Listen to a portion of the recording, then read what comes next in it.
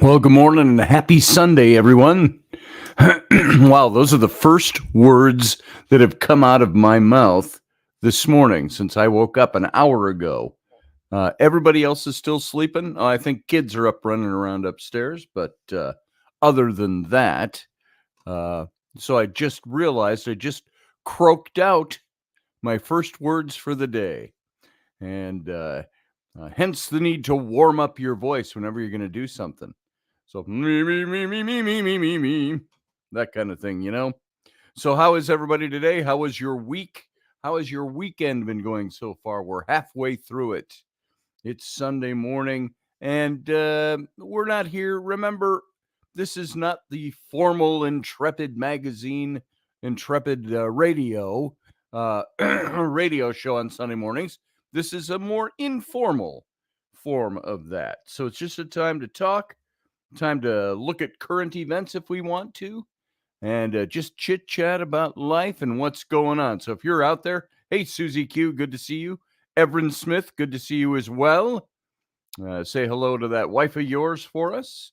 And I hope everybody is doing well this morning. Can't see you, Tiny. Yeah, I haven't taken down the graphic quite yet. I usually leave that up until we start to get a moderately full house inside. So when people click in, they know where they are. Well, I think most people who click in do. So that'll come down in just a couple of minutes. Yes, I'm tiny this morning, but I'll be very large very soon. So I'm still coffeeing up. This was my first sip of coffee, despite having been awake for quite a while. And mm, mm, house full of kids upstairs. Now, my one daughter, my youngest, is at an overnight for a birthday party last night. But the two older kids all have friends over. And I say all have friends. The boy has a couple of buddies over that spent the night, and they all played games up in the main room. And then the middle child has a friend over as well. Good morning, Steph. You're running late, huh? Well, settle back with your coffee, your tea, your tequila, whatever you got there this morning. So welcome this morning. Let's get rid of that banner. Boom, there we are. Good morning. So it's good to see you all. Good to have you here. There's JP. Howdy, howdy, he says. Cheers, everyone, with your coffee. This morning, I am wearing the shirt we did for my daughter, for Ellery, for her little business. Poo Patrol. Ellery's Poo Patrol. Here, let me move over just a little bit. There you go. Ellery's Poo Patrol. Pile of poop over here. And Somerset. That's our town that we live in. So this is her logo as we were promoting things for her around town a little bit and online. And we did these shirts up for her. Slasheva, JP. Slashe. So that's what I'm sporting this morning. What are you sporting this morning? So, wow, I've got that light up there that always does it gives us, it's got a color bulb in it. It's one of those WYZE. That's the company we got all our security cameras from. And it's a bulb that's got a Bluetooth thing in it. And so you can control it on the phone, the colors, the color wheel. You can put any color of the rainbow in there, and it shines it out. But it's been acting funny lately. It won't connect anymore to the Bluetooth, although the Bluetooth recognizes it and won't connect it. And so I finally just turned it on white. And you know what that does in here? It's not moody, but it's brighter, right? So you're wearing a towel, Steph. Like I said, I'm running late. You just sit back and relax. Here, let me hang that towel up for you. And you sit back and relax. You're having coffee. You had a surprise party for a friend yesterday that lasted too far into the night, like past 9:30. When we get our age, not young kids anymore, it's like Oh my God, this party's going after 8 o'clock. That's the way it gets. Good light, yes, good lighting for a morning show. With no natural sunlight coming in here, we're simulating sunlight with bright light. So there you go. Now, usually this camera in this old computer, and I say it's old, it's old by computer standards. It's big, beautiful Apple, you know, what do they call it? Not MacBook. It's the Apple oh, it's an iMac Pro. It's a 27-inch monitor. So it's big and it's gorgeous and it works well and all of that. But the camera's getting old. I bought it used when my my laptop crashed a few years ago, and I bought this used and I transferred everything over. And so it's been a pretty good computer. I said I'm out at 2:15 a.m. There you go, Steph. Try from 4:30 until 2:15. It was still going. I actually like those kinds of parties, get-togethers, whatever.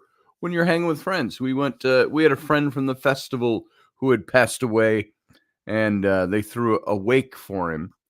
And the unofficial wake, it was kind of his circle of friends, and we started at about 5 in the evening, and I think it could have gone quite late. A lot of us are old, but it went into we could have gone half the night, and because the company was so good. And those kinds of parties when they start breaking up for the evening, somebody goes, "Oh, you got to go. Well, it's been great to see you," and then they're out, and then somebody else oh, they take the cue, and within 10 minutes, 2/3 of the people are gone. I don't know if that's the cue that. Now, what is that? Is that when everybody starts to exit like that? Is it because they wanted to go and they were just looking for the graceful way to leave, and they were just waiting for that first person to go, so they wouldn't be the awkward first person? Oh, it's time to go. Or is that they think, well, maybe that's the cue for all of us to go? And anyway, I love those kinds of get-togethers. Steph says it was great that everyone got together before these graduation, wedding, and vacations start. Right? Life is now crazy through the summer. I love summer and I love doing things. We're trying to get some things on the calendar and planned. And Rainey chided me and said, just put it on the calendar, plan for it. And we've got things to get on the calendar. But there's a lot of scouting stuff that goes on. There's a lot of other activities all through the summer. I got to mow my lawn. So that's what's on my calendar for the summer. Got to mow the lawn. It's starting to get to the place where the grass is flowering out on the side. I mowed it about 10 days ago, thereabouts.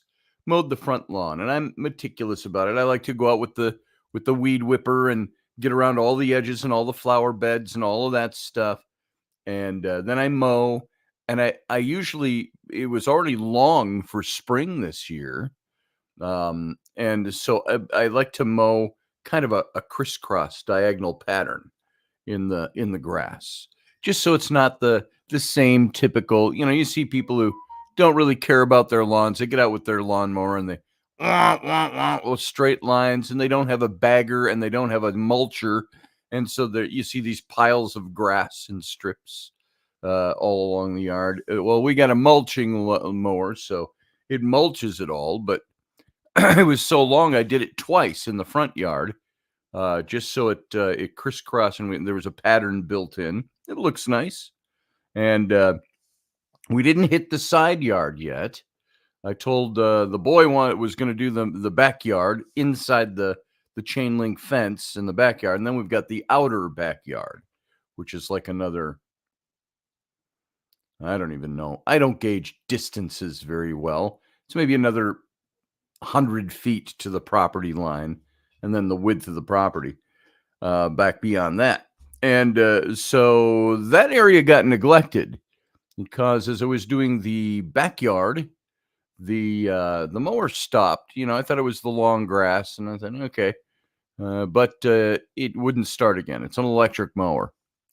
And so we took it in and he looked at it and he said, I think there's some flip jobber sensor that's not working. I'm like, well, that's just great.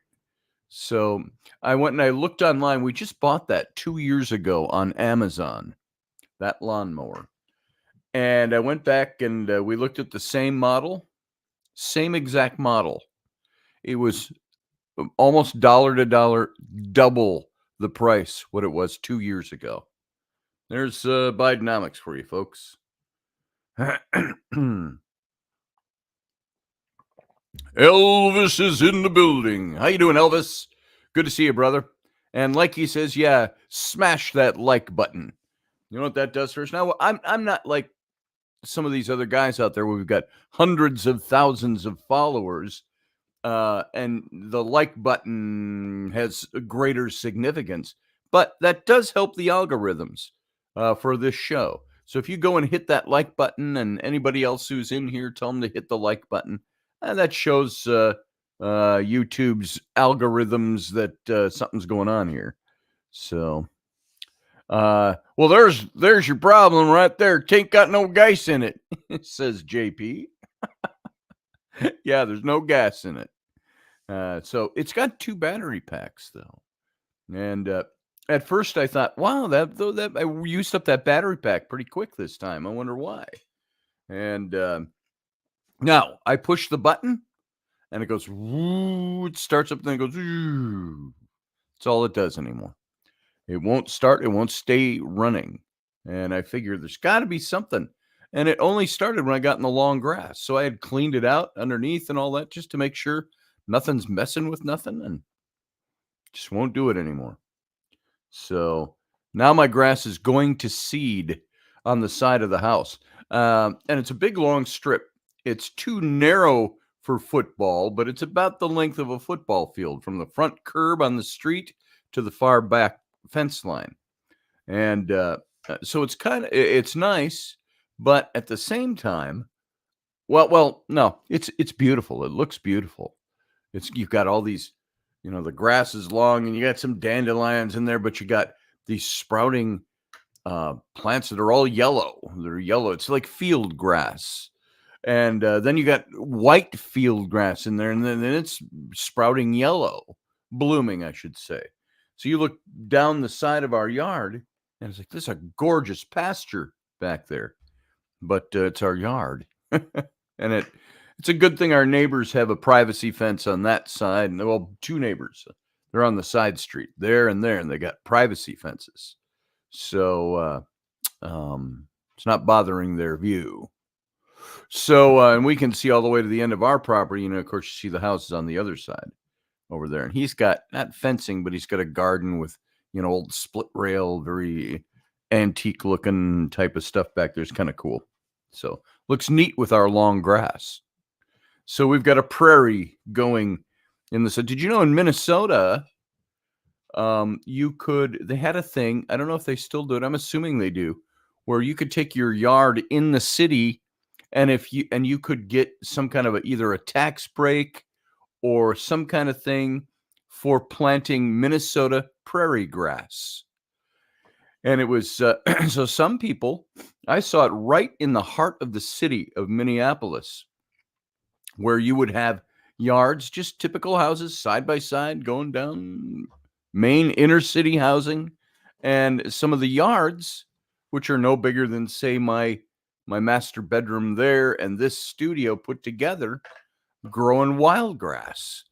And it was very cool. And some of them they put in the long grass, the prairie grasses, and prairie plants, and all of that. And I don't know if they dug holes and put groundhogs in, but man, it looked really cool. Yeah, I went from best lawn in the neighborhood to a pasture. Time for a goat, says Elvis. If we had a couple of goats out there, or sheep, that'd be nice. We could fence in the yard and put in sheep. I know we can have chickens in town here. I don't know if we could have sheep. I think that would be kind of cool. Put a couple sheep on the lawn. You'd only have to deal with sheep poo. At least Poo Patrol. She could come and clean it up. So, by the way, if your yard needs poop picking up, my 9-year-old third grade daughter started this business, Poo Patrol, Ellery's Poo Patrol. And she goes around the neighborhoods, and the people who've called off of her flyer that are nearby, I have to drive her and pick up the dog poo in your yard. And I said, now's the time for summer. You want summer money coming in. This is the way to do it. And she said, she asked if she could do this. So I had formulated this little business for Sam about 10 years ago. He didn't want to do it. Never got it off the ground. Let's put it that way. And then Flynn, I made the same offer to him. You could make some extra money. Nah, he didn't want to do it. Picking up dog poo. And so Ellie said, hey, that dog poo thing, can I do it? I said, sure. She's doing it. And for you got to put it in perspective. Now, she's not paying the mortgage with it or anything, but for a 9-year-old in third grade, she's taking on average about $100 a week. So that's nice. And now it's trailed off a little bit from its initial jab out there. We had some people that called her back in April that wanted her to just do the initial spring cleanup of the yard and see how it goes from there. But she charges $30 to $60 for a yard, depending on the size of the yard. Now, remember, we're out here we're like an inner city community, neighborhoods on the fringe of being rural.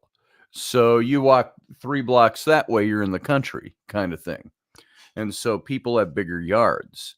And when I first, put this thing together for Sam 10 years ago, we were thinking $10 a lawn because we were in a residential area in the country.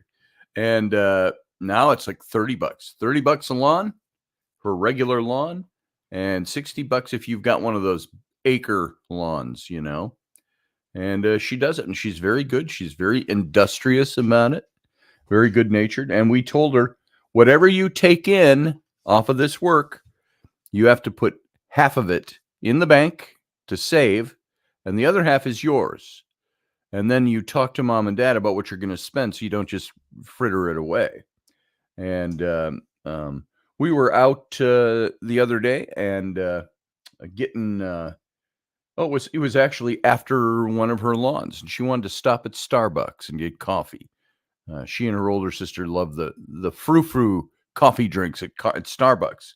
I said, sure, we can stop. And I was just looking at bags of coffee, coffee bean I like to buy because I do French press for my coffee. Thank you very much. And she says, Dad, what's that coffee? And I told her, I said, that looks like a nice coffee. And I put it back, and I went and I used the bathroom while we were waiting for our order, and I came back, and she had bought that for me with her money. I said, you don't have to buy Dad coffee. I said, that's in our grocery budget, and I wanted to buy that for you. I said, well, thank you. This is very thoughtful. So Ellery's Poo Patrol is coffeeing us up this morning. Sponsored by Ellery's Poo Patrol. So if you have poo that needs picked up and you're local, you know where to come. And so that was pretty neat. So anybody, you know what? You can call in. It's Sunday morning. I'm inviting you. Let me throw the invite link up into the chat room. And I could just launch into politics. You know that. Politics and current events. There is a fine line there. I could launch into that right now, and I could get us going and get deep really quick. But let's see what you guys want to talk about. If you want to call in, there's the link. Call in, and we'll talk. I'm hoping the sound of my voice wakes my wife up, and she comes in and says good morning this morning. I think that'd be awfully nice to see her come into the show that has her name on it. And she's just been so busy lately. She's got a weekend. She doesn't have to do anything, which is nice. I think this is the first week this month where she doesn't have something both Friday and Saturday. Well, she had something yesterday already. They had a scout thing, the crossover for the the age groups. You go from being a tiger to a bear, or a bear to a wolf to a weebelow. We below what? I above the ground, not below it. So, and they've got this bridge that the guys built, very nicely crafted. It's got the sayings on it and stuff, and they have to literally. It's a ritual. You walk up, or a ceremony, and you cross the bridge.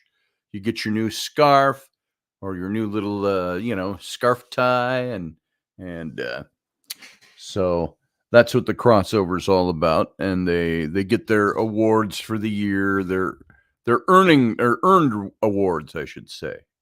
So the things that they've done in their book and in their plan. So that's what they did last night. I do have to say, my astrology said a while back that there will be issues with Biden's health starting in May. That may be the reason he's taken out. And look what's starting to go down now. Yeah, he's going to debate now and all that. You must have been here Friday night, Steph. We talked about. I have a theory. They're working to replace him. They will be, mark my words. I don't have any inside information. Just seems to me the theory that I think we're operating on here.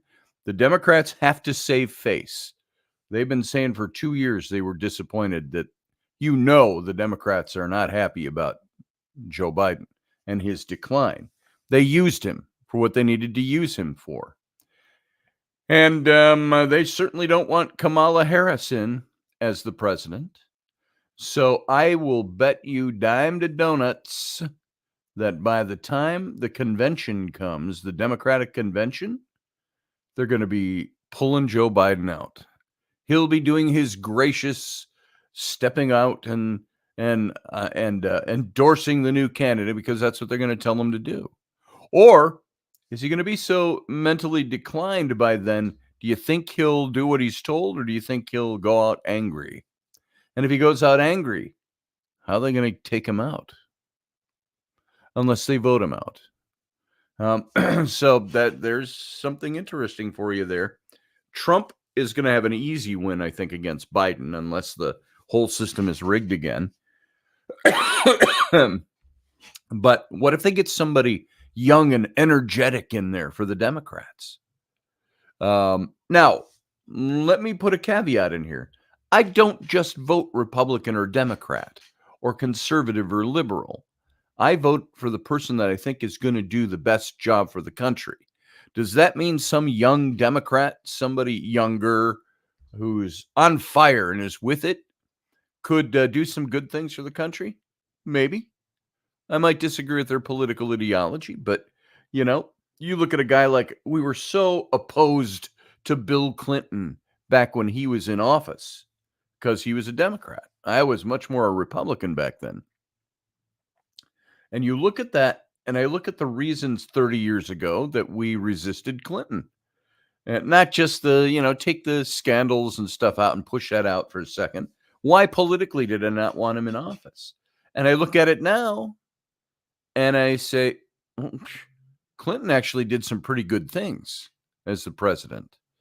And you look at the things he did, you look at some of his old speeches and watch what he says about immigration, about the economy. And so he wasn't a bad president.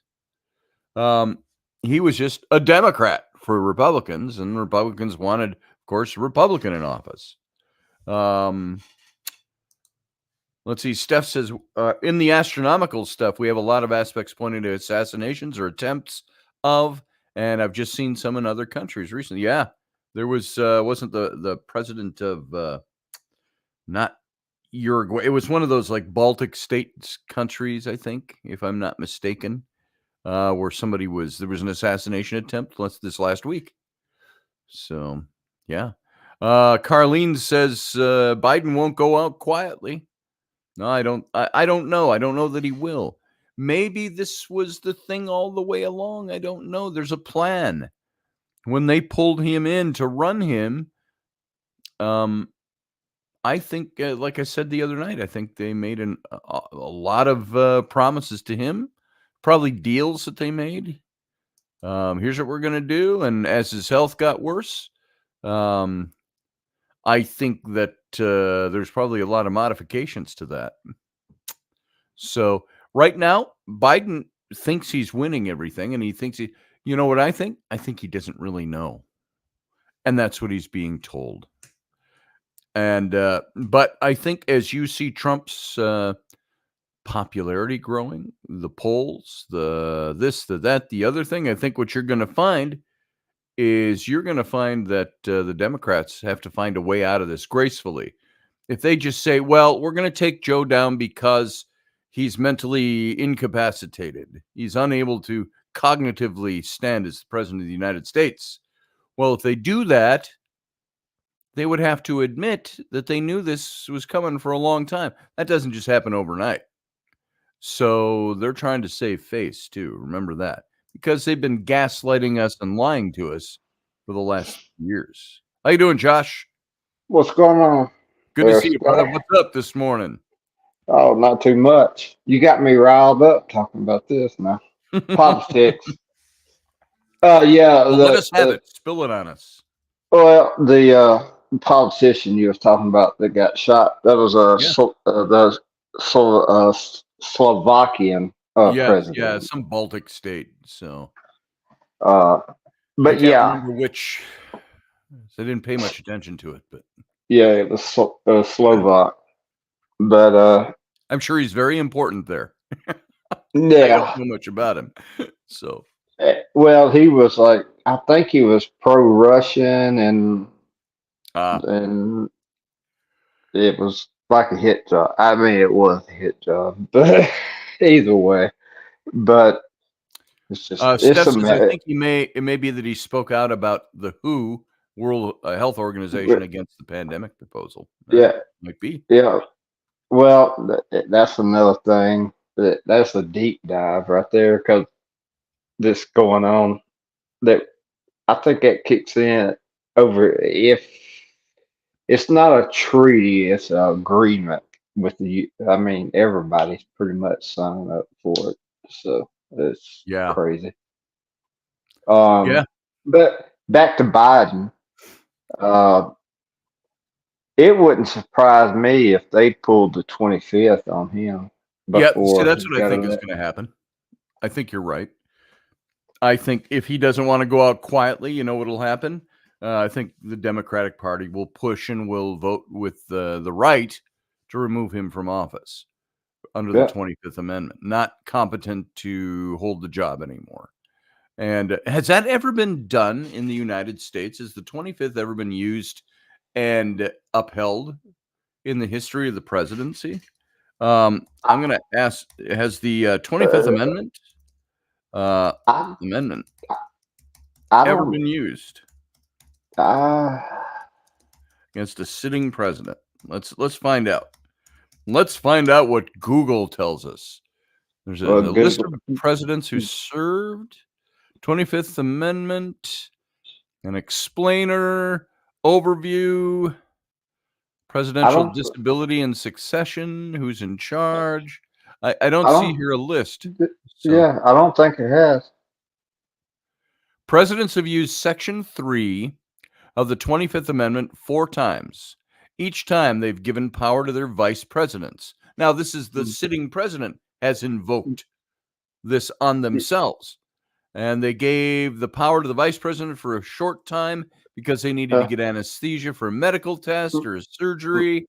And the 4 acting presidents in the United States history, it says, are listed below, and they are Dick Cheney, June 29th.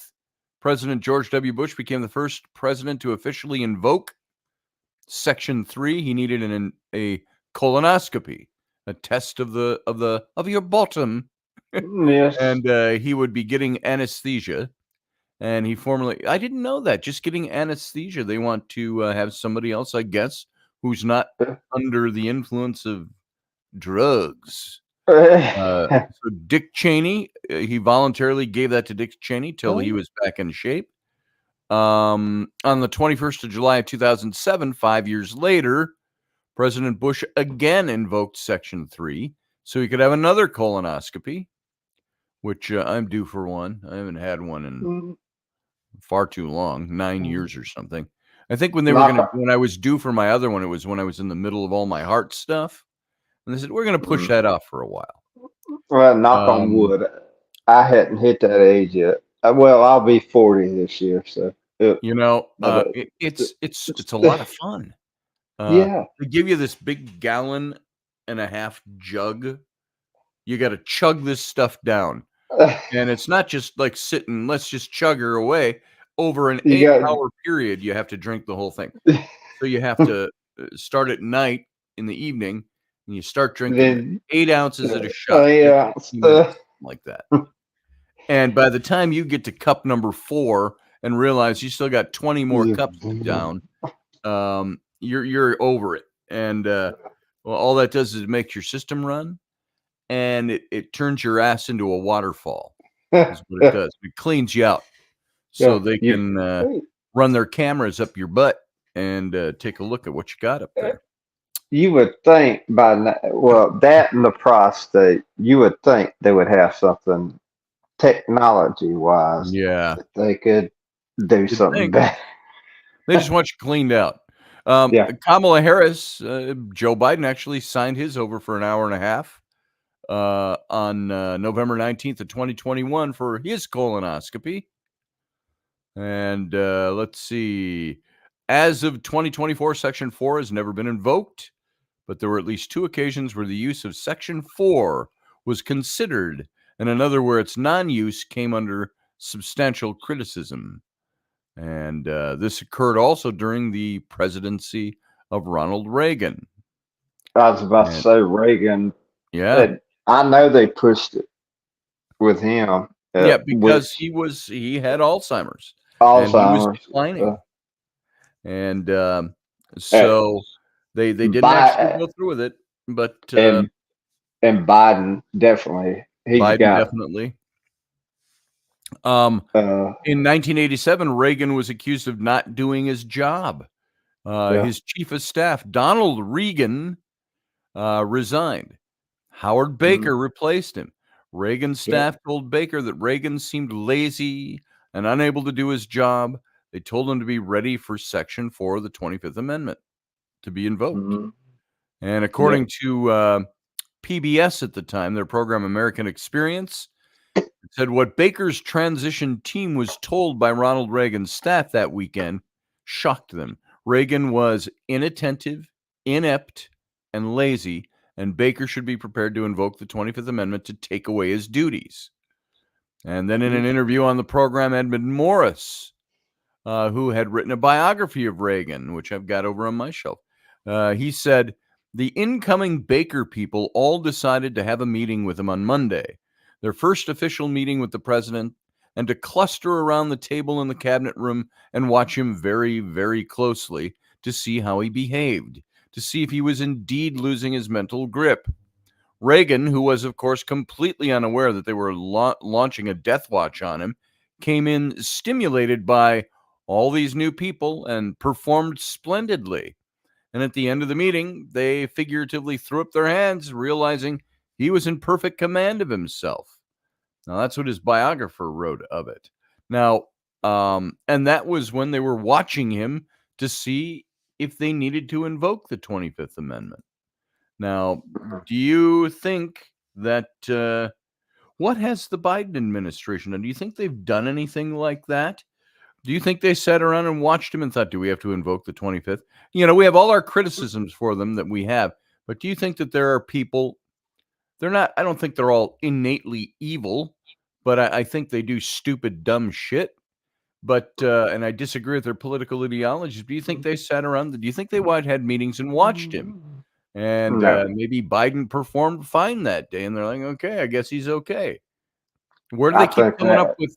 He's the sharpest tack in the box. You know, he's. Well, I think there's somebody else. I think there's somebody else running the government. They're going to run somebody else. Do you think it's going to be Michelle Obama? There's all that scuttlebutt about that. Is it going to be Governor of California, Gavin Newsom? I hope it's Gavin Newsom. I think Trump will tear up. I was going to say Trump will tear, and I said Trump will tear. Trump will tear apart Gavin Newsom. Easy. Oh yeah. But you know what Gavin Newsom represents to the left? the left has repeatedly, the Democrats have repeatedly shown us that they don't really care about Who it is? who it is. They want certain of their pet issues taken care of. They want, I remember Rush Limbaugh back 20 years ago. He used to have the song that he would play introducing a section of whenever he talked about new legislation, womb to the tomb, womb to the tomb. He said, this is what Democrats want the president of the United States to enforce. And what they want government to do is protect you, womb to the tomb. It's like the stupid Drew Barrymore opening her stupid yap and talking about Kamala Harris being like her mom. I'm going to call you mom. It's like, no, the president of the United States or the vice president, they are not your parents. The womb government to the tomb. Womb to the tomb. Jason, how you doing? Doing all right. How's it going, guys? Do we need a womb to the tomb government? Need a what? Womb to the tomb government taking care of us. The government is not there for there's certain stuff they're supposed to do, but not that.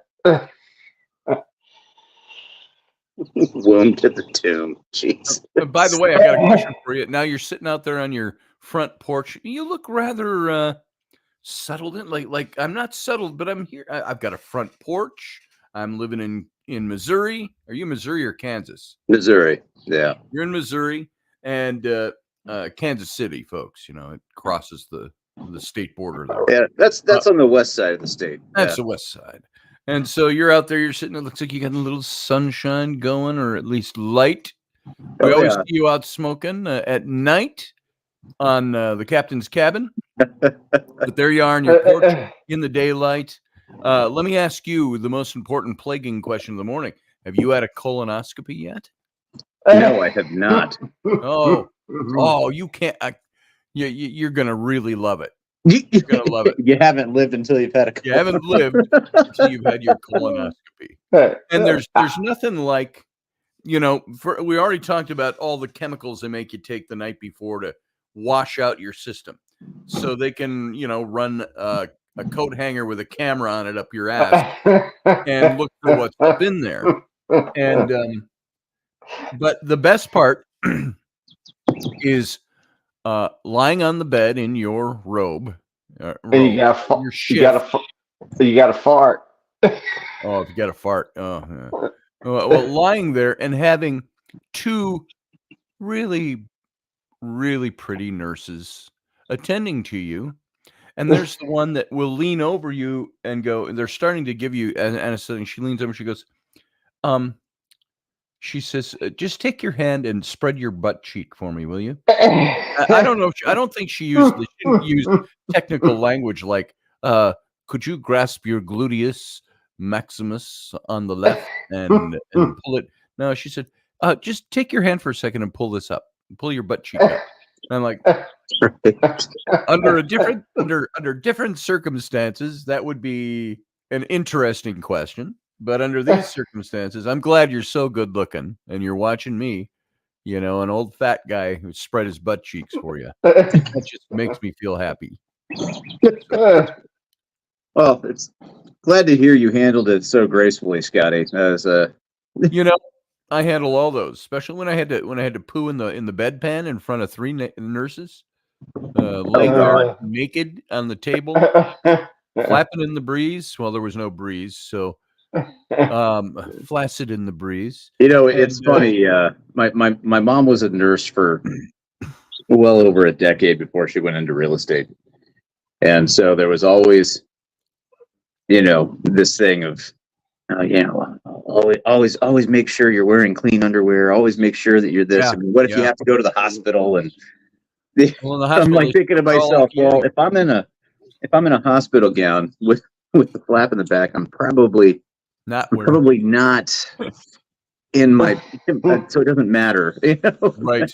Not that I wouldn't, but it's like, okay, Mom. I traditionally for years, not for any hippie reason or anything, I just didn't wear underwear. I didn't like them.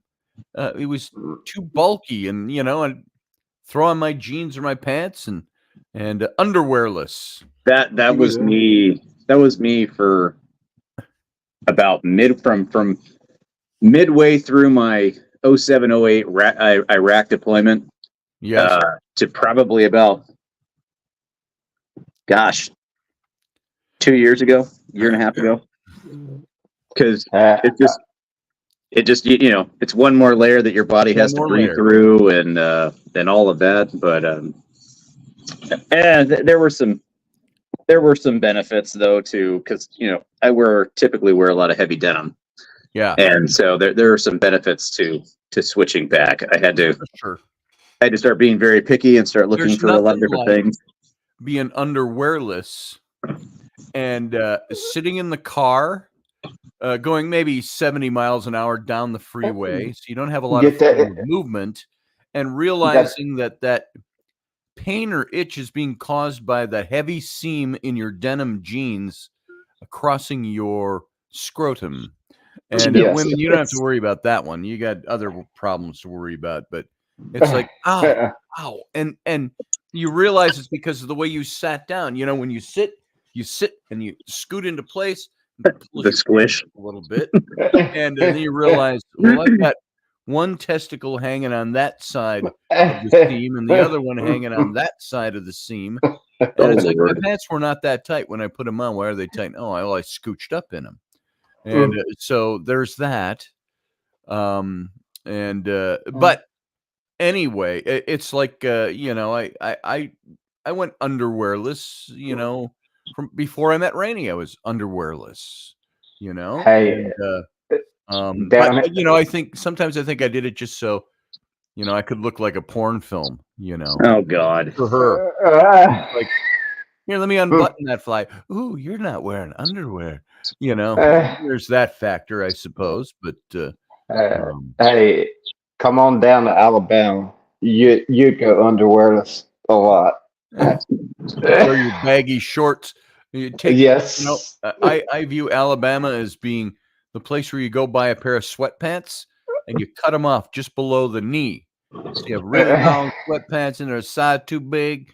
And you got that tie up at the waist, and you just like, we're walking around. I got no underwear on, but I got loose. I got to place my testicles. I don't use the word testicle except if I'm on the radio, but I swing them free in there.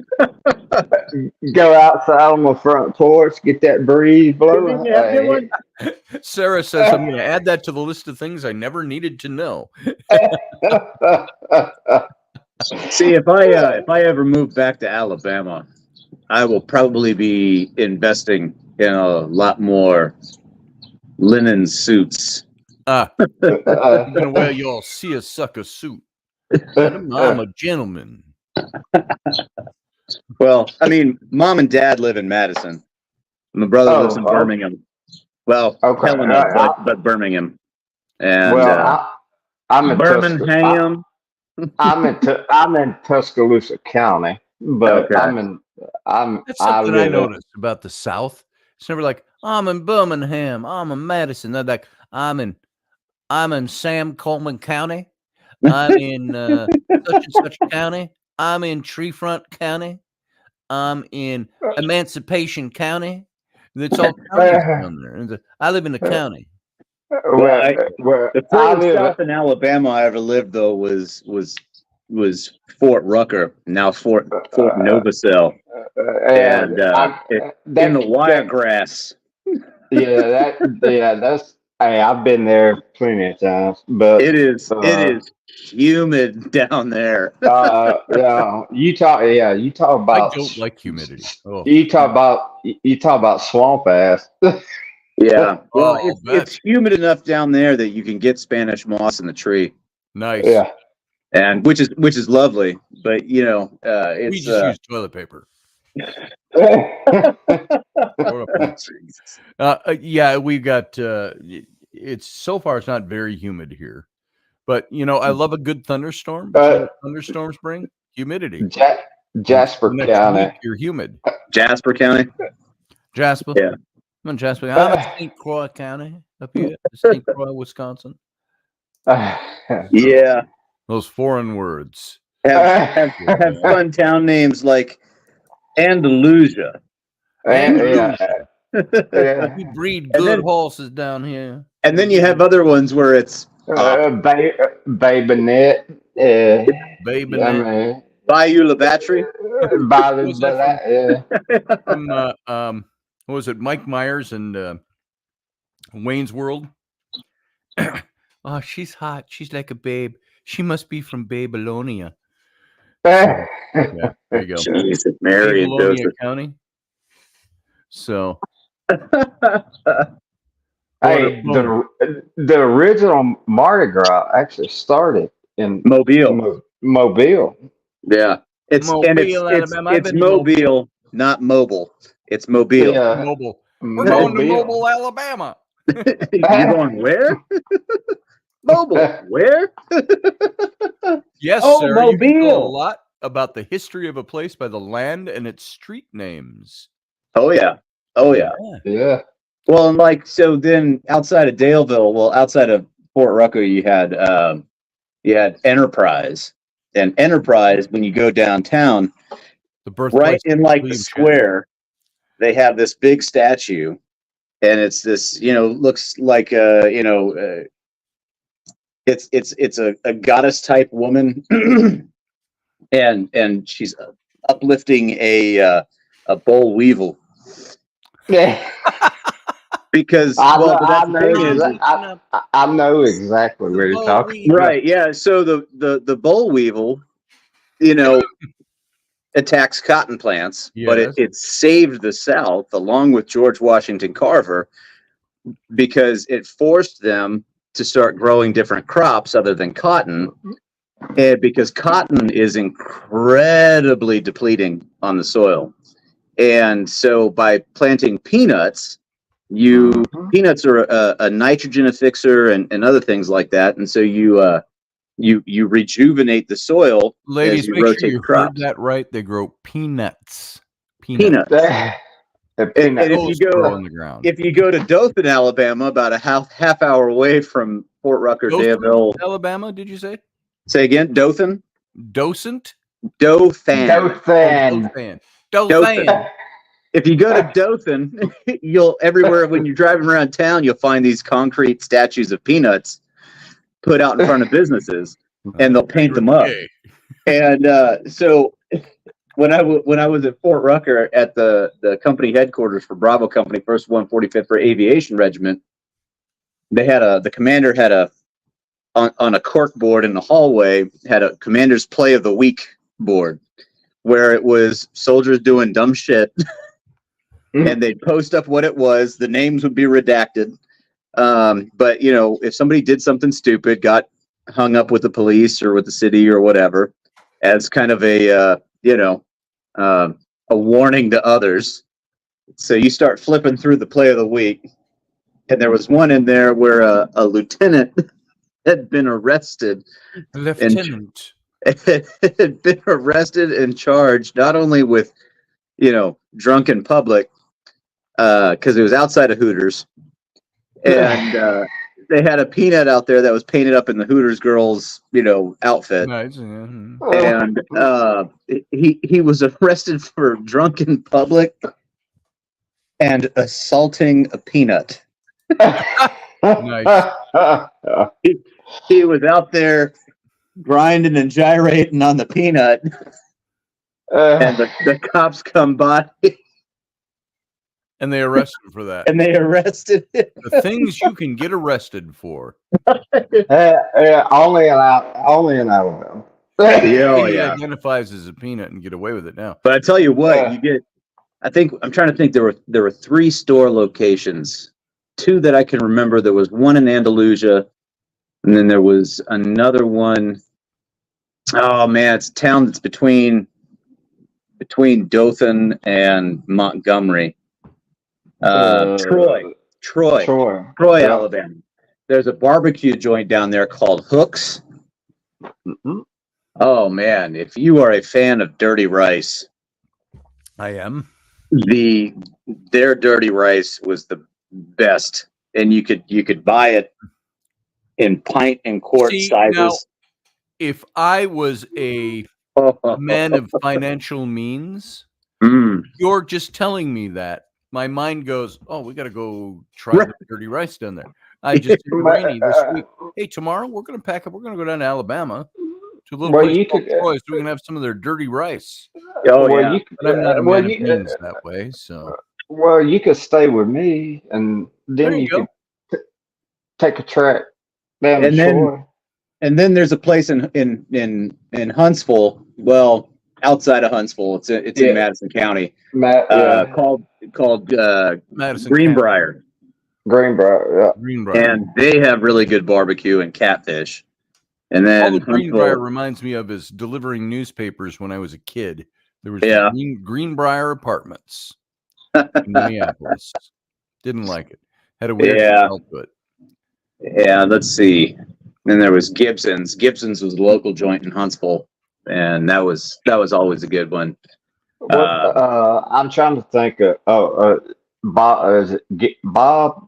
Is it the famous guy that does the white sauce? Bob Gibson. Yeah, okay. I think so. Yeah, I think Gibson's barbecue may have been something with him. Yeah.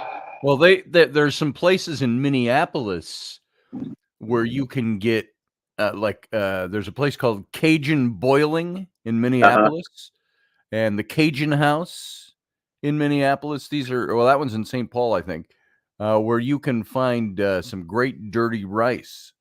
And here, folks, for those of you who don't know, dirty rice is frequently referred to as Cajun rice in Louisiana and other parts of the South, due to the dish's history with the Acadian immigrants of Louisiana, your Cajuns.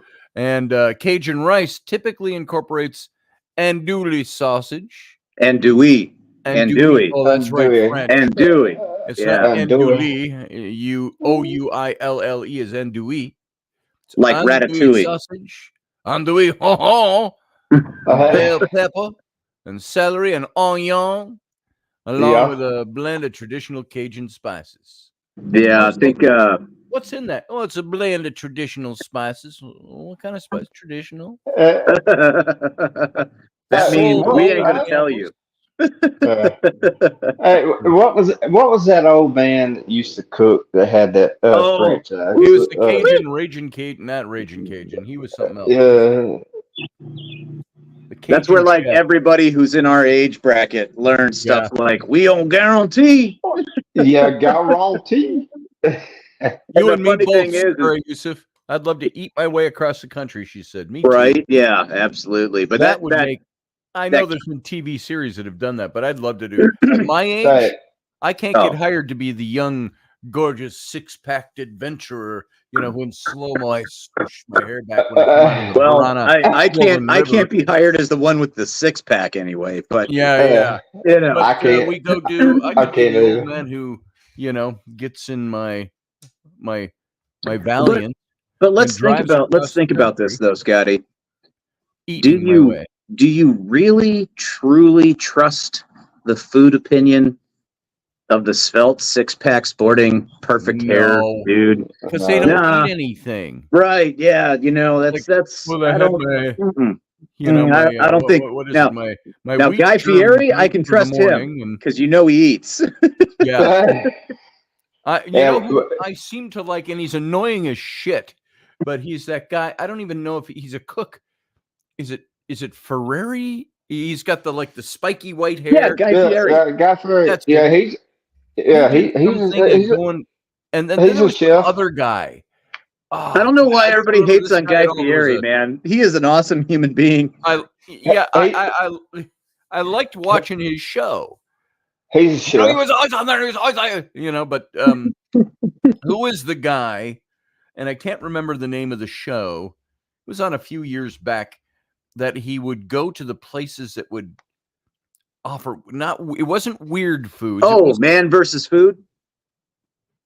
Was that it? The guy that go eat the It'd be like the huge portions. Yeah. Yep. And I thought I saw somebody else. It must have been like Josh Gates or something. say, I need to do a show like that. That guy's going to die soon. He's gonna die of a heart attack. Andrew Zimmern did the weird foods. Yeah. Anthony Bourdain. I loved Anthony Bourdain. Yeah, that was a tragedy. That was a tragedy, and I hate to think that. I hate to even think about that because he was what a to take himself out. But people said, he was in a relationship problem with his wife and other things, and that he struggled with depression. He did. Well, he was when he was working kitchens. Mm-hmm. Way before he got famous. I mean, he developed a drug problem. I think he had a heroin or something. He had a big heroin problem. Heroin, I mean, it was the 80s.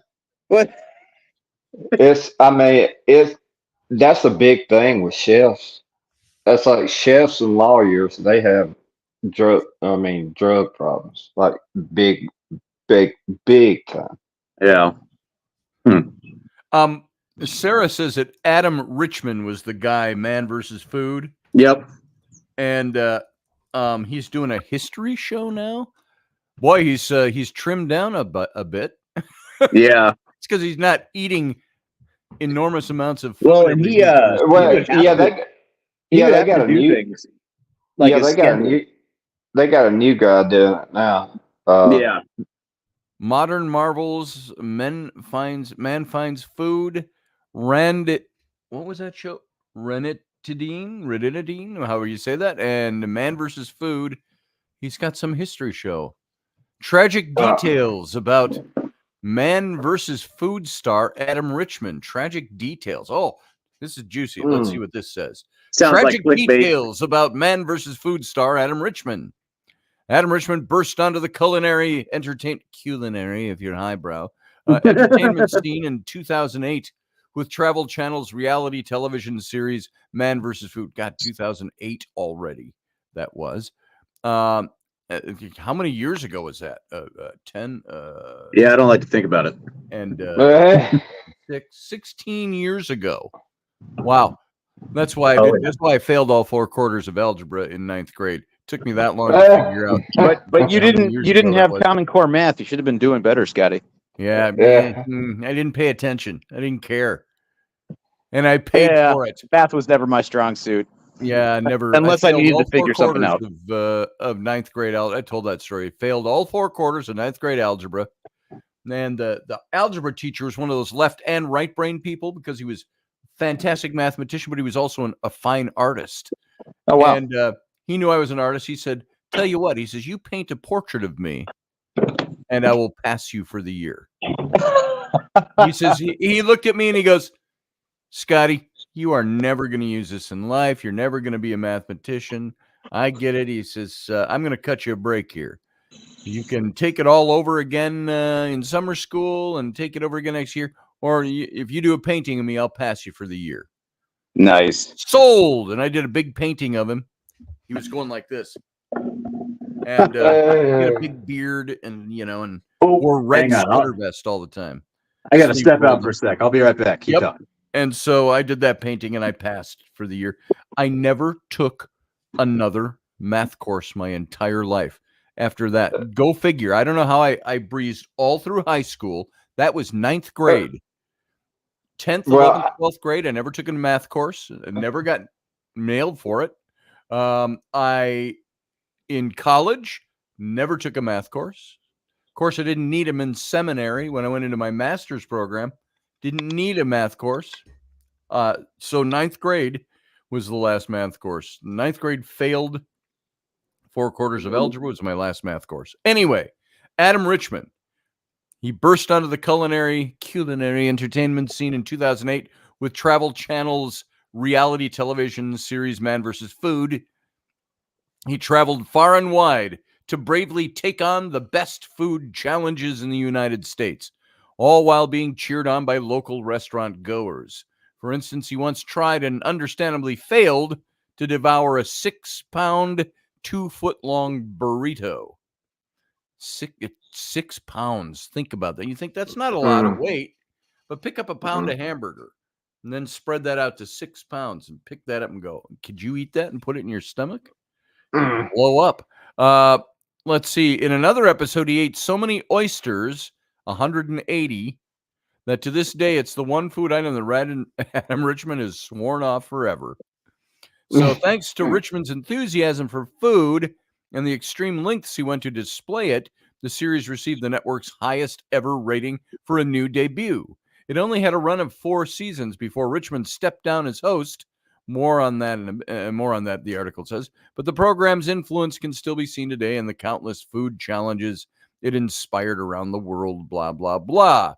His career skyrocketed during those years, leading to many endorsements, 2 book deals, and more TV shows. And of course, life is not always glitz and glamour. There are dark parts too, and Richman's life is no exception.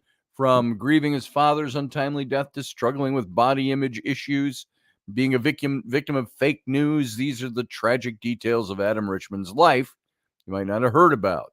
And it goes on, he values his privacy, was never really shared much about his personal life, especially the turmoil he experienced in childhood. See, I thought this was all going to be something related to the food he ate. In a rare occasion, he did open up about his early struggles and interview, blah, blah, blah. According to Richman, his parents, Jeffrey and Sharon, divorced when he was 4 years old. To this day, he recalls it clearly. Goes on to talk about that. Recounted how being shared between 2 divorced parents was confusing in school, yada, yada. Goes through all of that stuff we talk about on this show. As private as Adam Richman is with details of his parents' divorce, even more privately the details of his father's untimely death. He goes on. Despite being away from Adam half of the time because of joint custody, Jeffrey Mark Richman remained a huge influence on his son's life. Could be credited for molding Adam into a proper foodie. And in an interview, Adam recounted a story, so on. To celebrate Father's Day in 2023, last year, Richman posted a photo of him and his dad on Instagram. The caption read, "Not a day goes by that I don't think of you, miss you. So love you, Dad." He's experienced anti-Semitism. There's a picture of him here in this article he's got a prayer shawl on, Jewish, with the prayer, the leather strap wrapped around his wrist, the little olfactory, whatever that's called, the little box in his hand, and he's leaning up against the Wailing Wall in Jerusalem. Says, while he's always been quiet about his personal life, he's been open about his faith. He was born into a Jewish family, attended Solomon Schechter for elementary, Talmud Torah for high school. For college, he enrolled at Emory University, which is a strong Jewish community. Richman also knows how to speak Hebrew, in addition to French and Japanese. Oh, wow. I didn't realize he was a polyglot. There you got at least 2 really difficult languages there, Japanese and Hebrew.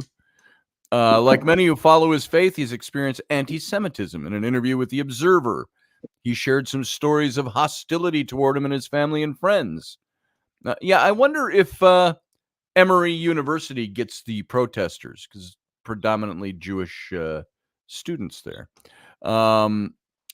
Let's see. He talks about stuff on the line. 2012 continued getting high ratings. His show in its 4th season. 2012, was it that long ago? I must have been watching this show when it was in its reruns, because I don't think of myself as in 2012 watching the show. That was 16 years ago, however many years ago that is. La. Can't hear you talking about that. Can't hear you. So, well, see, the first one was 2008 when he started, and I'm like, I was stuck on that. Now they changed it to 2000, 4 years less than the answer I got from doing 2008 to today. So 2012 was when I got married.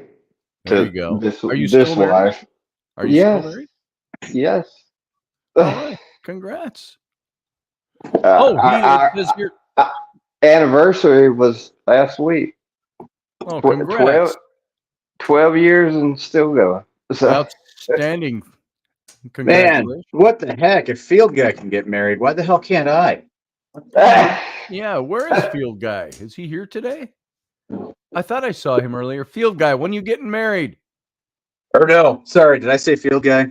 Oh yeah, no. This is, I see what you were saying. My brain. Josh, My brain is. Scott's gonna get married. Clickbait says I Sarah could be Yusuf. able to. Yeah, it's a. Well, the story is it's a Yahoo story, so it's clickbait. That's like an underweight baby. Underweight baby. I don't know what that was in reference to. That's probably the 6-pound burrito. Probably an underweight baby. So speaking of the 6-pound burritos, yes. If anybody's on Instagram, look up. There's a gal on Instagram whose handle is Raina is crazy. Raina, RAYNA. RAINA. Yeah. Is crazy. Is crazy as one word. All one word. Raina is crazy. I've got RAINA. Yeah. Is crazy. That's got to be her, huh? Should be like a tiny Asian woman who like does competitive food eating type stuff. Blonde in her mini picture. So she's Asian, bleach blonde Asian. Yeah. Good God, the things that she friggin' kills is ridiculous. What that she does what? Just like the meals that she puts away at some of these places. I'm looking at this. I'm looking at the sushi platter in front of her. Oh my God. Sushi platter, giant things of curry, giant, like it's not your standard like competitive eating fare. And she goes all over the world doing food stuff. Like, that'd be cool to do. Money to travel all around the world. That's kind of fun to do that. I'd like to do that, but I'd like to be paid to do it. Right. Very much. Well, hey, just become an attractive woman influencer on Instagram and TikTok and all that, and you can man boobs that I have. Man boobs won't get me far, but in some circles, it might. Well, you just have to throw a wig on. Sarah Yusuf says, I get severe food envy. Right. Good God. Videos. What is that one? Mukbang. Yeah. Mukbang is like the extreme eating. Oh. Yeah. I'm not an extreme eater, but I can get fit. I'm a foodie. I like food. That's right. Yeah. My whole problem for being in shape right now is food. Because I love to eat. I know. If I didn't love to eat, I'd make dry, unsweetened oatmeal in the morning and a half a cup. Instead of a pint or a cup. Last night I went for supper. I am and it's one of the reasons why I'm really excited to be in an actual big city, even if I'm in the suburbs. Actually, I'd rather be in the suburbs than downtown. But by the way, let me just say, hey, Sterling. There is food culture, and last night here's the remnants of my kabuli palau and lamb shank. Kabuli palau. Kabuli palau. It's an Afghan dish. Tabbouleh, yeah. We had now it wasn't very good in if you were to rank them. Now if you've had a gyro sandwich, gyro, I love those. Yeah, gyro's great. There was a little place in uptown Minneapolis where I had a studio on the corner of Hennepin and Lake. For those of you who are around, that was just 2 blocks off of the main drag of the BLM riots in Minneapolis 4 years ago. And I would walk a half a block down, and there was a little place, just a little hole in the wall place. When you're walking in the city and there's like no breaks between the buildings, they're all built up against each other. This was a little place, couldn't have been any wider than this studio. Yeah. And it was a place where you could get a gyro, they had the big meat thing on the vertical. Yep. One more gyro, and best ever anywhere. Well, my daughter, my 12-year-old, she went shopping with Rainey, and they brought home freezer gyros. Mm-hmm. All the separate individually packaged pieces, and it doesn't come with the tomatoes or anything like that. You do your own garnish, but and it wasn't bad. The sauce wasn't bad, but she made those up with the pita bread and the and cooked it all. Those are ready, Dad, if you want one. I had 2 of them, and I was ready. I was going to make a 3rd yesterday because I'm like, oh, these are really good. I'm excited because there's like 3 or 4 Greek restaurants literally within 5 to 10 minutes of my house, if Nice. that. Greek. And like I love a good gyro. There was a. Did you cook your first meal in your kitchen yet? No, Sarah, I have not. I am still unpacking. I literally got here like just shy of 10 o'clock on Thursday night, and the movers showed up. Oh, sorry, the sorry movers. about that. I blurted that right over you. Hey, you 2 talk for a second. I'm gonna go refill my coffee. All right, maybe get rid of some too.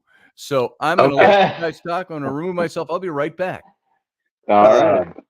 Yeah, and then my movers showed up with all of my household goods. Gosh, it had to have been like 8:30 Friday morning. So I have been in the throes of unpacking, and I haven't gotten the kitchen all unpacked and everything like that. So no. Long story short, Sarah, I have not made my first meal in my kitchen yet. I am looking forward to it. I don't know what I'm going to make. But yeah. I guess I could be simple of it. I do have a dozen eggs in the fridge, and I do have my favorite frying pan, which I left out of the boxes and stuff and took with me in the vehicle. So we'll see what happens. Yeah. Where'd you move to, Jess? St. Louis. Okay. Yeah, and I'm very much excited about the food that's here because I was living in a food desert in Grand Forks, North Dakota. There were a couple of things that popped up here and there, but like, a bunch of them along the way didn't last because the folks up there just, it's a very Norwegian and German palate. And it's not like, it's not a big melting pot. And so when new things come in, people are hesitant to try it, and or it relies heavily on the because they have University of North Dakota's there, so it relies heavily on the student population to keep them open, and just some of these places just can't make it past summer when all the students leave. Because nobody will go try it, and it's like, look, don't get me wrong. I love me some Culvers, all right? Who doesn't like a good butter burger and some deep fried cheese curds? But for the love of God, mayonnaise isn't spicy. And no matter what you guys think, mayonnaise isn't spicy, and the world does not revolve around lefse. And but I say that very much enjoying lefse. I mean, it's a very, very simple bread type product, but you put a little butter on it, put a little sugar on it, and it's like the greatest snack ever. But yeah, I'm happy that there is food variety here, and so yeah. You just talking about Greek restaurants. We have one here in Tuscaloosa. Yeah. But I think we got probably 30 Mexican restaurants. Right. Yeah. There's always tons of Mexican restaurants in a place, and nothing wrong with that. I love Mexican as much as the next guy, I would definitely go get some, chili verde or. Well, there's one that's like authentic. They hand make their shells and tortillas and everything. It's a new one. And there's if they've got birria on the menu, you're kind of like, all right, this might be a legit joint. It just opened about 3 weeks ago. Damn enchiladas, says Randall Flag. Enchiladas. Enchiladas are good. Sorry, I didn't mean to interrupt you, Josh. I'm just blabbing. Got a new plate. Got a Creole. It's called Creole Creations. I think it's out of Florida, or Florida or Louisiana. Yeah. It's coming up. Pita bread is no good for you. maybe. That's like 10 toasts. She's talking dietary language there. Oh yeah. You're not wrong, Sarah. You're not wrong. It's not the greatest for you, but What's wrong with pita bread? For just Pete's sake. all the carbs, or if you have some sort of like, gluten or wheat allergy or anything like that, it's going to create problems. I pita for me is not half bad. I'm cool with pita, but I love naan. That's what I get naan bread. Yeah.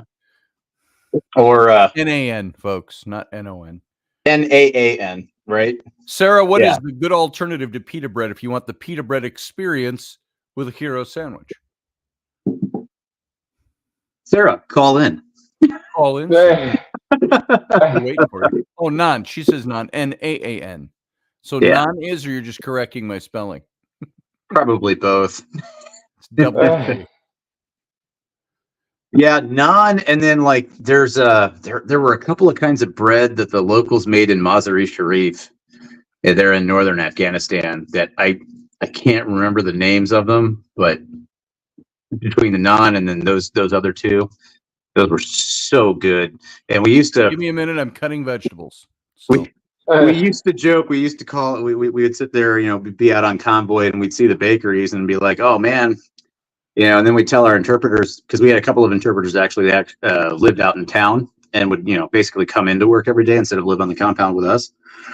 And is like, hey, I remember, was it one of our gunners or one of our drivers was like, hey, can you see if they can bring me some of that foot bread? Foot bread? Because you'd be looking and they'd have like a big open, almost like a garage door sized opening in the side of a building, and you'd see the dudes there in the bakery and they'd be stepping on the bread to get it to lay flat where it was getting baked. But you know what? Don't care. It was delicious. Don't care. What's your secret ingredient? Oh, foot callus. Dude, I don't care. It was good. Don't care. It was good. What? Well, and that's the other thing that's interesting too, is like a lot of the foods that I had in Afghanistan were absolutely amazing. And it wasn't just like having the Kabuli pulao and like, the various, kebab and all that stuff. I am wondering that there's a place back in the had to be the 90s, the mid to late 90s. One of my customers was a place called Da Afghan in Bloomington, Minnesota, and busy suburb of Minneapolis. Yeah. And the Afghan restaurant, it's still there. 929 West 80th Street in Bloomington. They were in a it's good stuff. Like an office mall, an office park. Yeah. And but the best Afghani food, well, it was actually my introduction to Afghani food. And okay, so it's Afghan. It's Afghan. If you say Afghani, you're now talking about the currency. Oh, yeah. So just tells you what I know. Just throwing it out there for future reference. Afghan food. There you go. But it wasn't just all the cooked and prepared foods that was really amazing. The absolute best watermelon and grapes I have ever had in my life were while I was in Mazar-e-Sharif. I don't know what they were growing it in. I don't know what they were fertilizing it with. I don't know whatever, but like the most flavorful grapes I have ever had. I mean, like truly like intense in flavor. We get red grapes around here all the time. Raini brought home a bag of green grapes the other day. Yeah. And I washed some up and I brought them down here because I'm working and I pop a grape and I go, it doesn't taste, it's not as sweet as the red grape. No, green grapes are a little tartar, but there's a little more sour to them. But the grapes that I had there were green grapes, and they were absolutely like the perfect balance of sweetness and just a hint of sour to them, and they were juicy, but they weren't very big. They were small and a little bit bigger than like a wine grape. And I was just about to say that sounds like a good wine. Sounds like a good grape. right. Dr. Lucky Stone, by the way, says, I thought pita was more healthy than bread. I guess I was manipulated by Big Pita bread lobby. The Big Pita. Probably. And then the watermelon that I had, good God, Sarah, I have welcome. never had watermelon that sweet and that flavorful. And like I said, I don't know what they were growing it in. Don't care. We get watermelons from like Aldi's, places like that. And it just seems the last couple of years, the watermelon always has this taste to me of being like, it's a little edgy. Is that a little too? But close to the rind. No, it's got this it's like refrigerator taste. But freshly sliced, and you bite into it, and it's like that tastes like it's starting to go bad, or it's been sitting in the fridge. Are you sitting there? Or are you picking up the watermelon and kind of giving it the thump and? Raini's one who buys them. You just grab them. It's probably I just grab them. I just grab melons. That's all I do. It's probably. I'm sorry, I accidentally set that one up for Scotty to walk into. My apologies to everyone. My wife told me yesterday to stop groping. It's probably. Husband, I love you, and I don't grope. It's probably that daggum GMO stuff. Well, there's probably some of that there, as you try to sit there and hybridize things and crossbreed things to get, volume out of the produce. Rather, groping. We're talking fruits and vegetables, Scotty. Melons. Okay. Scotty, come on, back over here. Hello. Back over here. By the way, she wasn't mad at me. She just said, "You're groping." Don't grope. I've got more class than that. Jason, welcome, sir. But Jason, not working. If you're hearing us or we're not hearing you, yeah, I'm listening. Oh, she's just sitting there being quiet while we're just being interesting, to say the least. Jason, how long did you do over there? Service time. So I was in RC North Afghanistan for a year, and then 2018 into 19, I was there for like 4 months and change as a Air Force civilian doing historian work. Gotcha. Yeah. So you probably younger than me then. I said I'd be 40, so you probably younger than me. I'm 42. Oh well, you older than me. I look older than you, but it depends on what county you come from. I feel older than I look. So, hey, believe me, I feel a hell of a lot older. It's like good old Henry Jones Jr. said. Yes, it's not the years, honey; it's the mileage.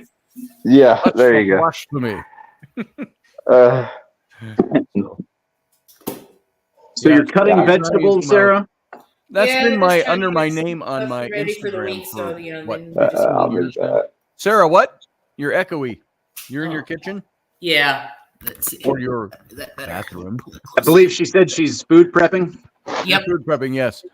That's the one thing, you always know that you have somebody on the other end. When you've taken a business call and you're in like a public lavatory and it echoes. And you're like, you want to try to cover your phone, so it doesn't sound. You can't tell I'm sitting in a stall in a lavatory. Well, the first question that everybody should be asking, including yourself, is why are you answering the phone in the stall in the lavatory? Right. Well, because it's the call I've been waiting for all day. Right. And you're like, crap. Now I'm taking a crap, and they call. And it's always how it works. Duke, and the phone rings. Yeah, I can tell this is one of those TMI shows. Oh, yeah. Nothing's off limits. Right. You know how Sunday goes, Sarah. You know how Sunday goes. It's not That's right. Sunday. Monday, Wednesday, Friday. Yeah, Tuesday. I was trying to cut Scotty some slack. Thanks, brother. See, that's the action of a true Southern gentleman. As long as he does it when I'm not in the room, then it's real. Oh Lord. Yeah. Tell you what, it's going to be a hot one today. I can already tell. Can you Oh, sense yeah. some of the hot weather down here? It's been all rainy for the past 2 weeks. I think it's supposed to be hot here again today. It was in the 80s yesterday. That sounds Hey, nice. Siri, what's the temperature going to be here in Somerset, Wisconsin today? The most we ever got was low 70s. It's dropped back down. 72 is our high for today. It's Cloudy supposed to skies, be- 72. Let's see if I can see.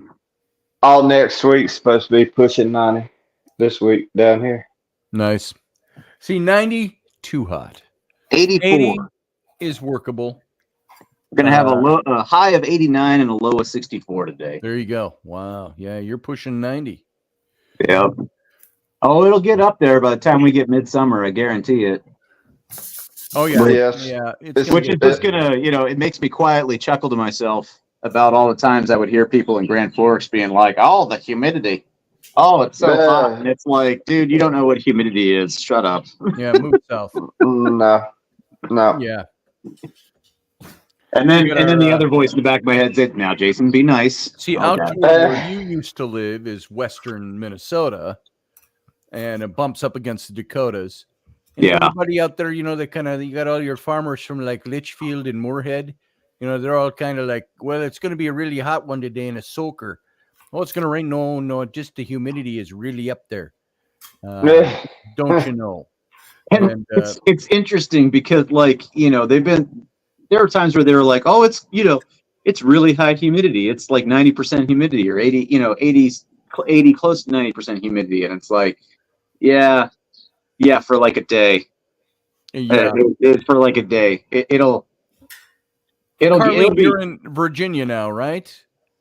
Virginia is always humid. I lived in Virginia for a year and a half, and it was always humid.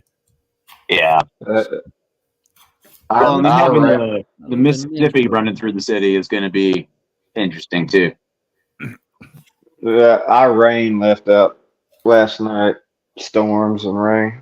So yeah, we had good rain Friday and yesterday. It was raining so hard on Friday. How hard was it raining?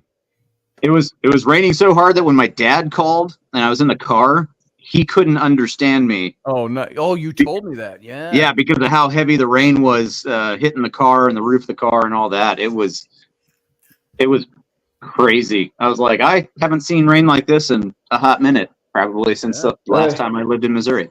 So, by the way, I just thought of my daughters. If either of you are listening today, call me here, will you? Call in. So, not calling. Hey guys, call your dad. Jeez.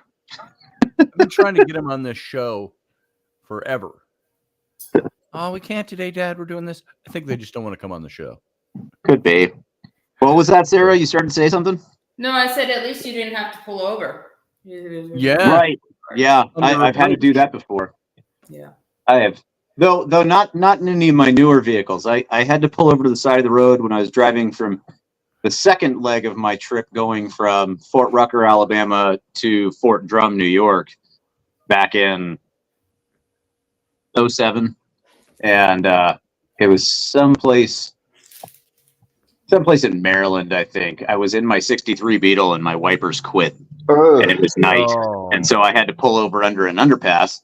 And that's when I saw my youngest for the first time, when I got a tiny little photo sent it to me on my phone on a screen this big. I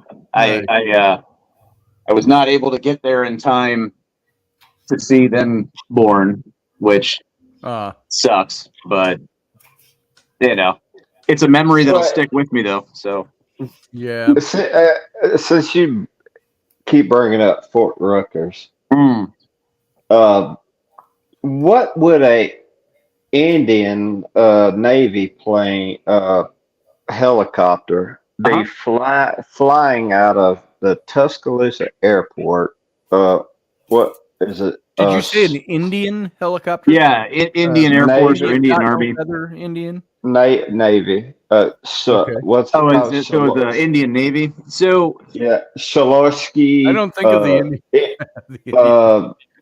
We have the MC, strongest navy in the Indian Ocean. was it M53, MH53? M60. Oh, MH60. So it was a Black Hawk, or well, if it's Navy, it'd be a Seahawk. It flew. Dude, this thing was flying like treetop level over my house. Nice. And Invasion. They'd be here for training. And when it got like 10 miles past my house, they must have turned their transponder off because they ain't no airport past me. So yeah, so there's a number of countries that actually send pilots and sometimes equipment as well here for various training purposes, whether there's training exercises going on, flyover in their Indian where you get multinational forces and they'll work on training together.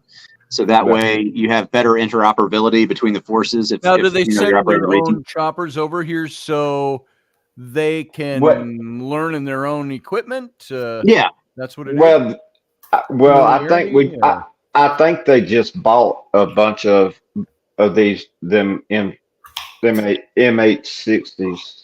So they may have. They could have been over ferrying them from one place to another to load them on a ship to send over. Roger Rabbit, they were carpet bombing curry powder. They was probably going to Columbus. We will make you very tasty.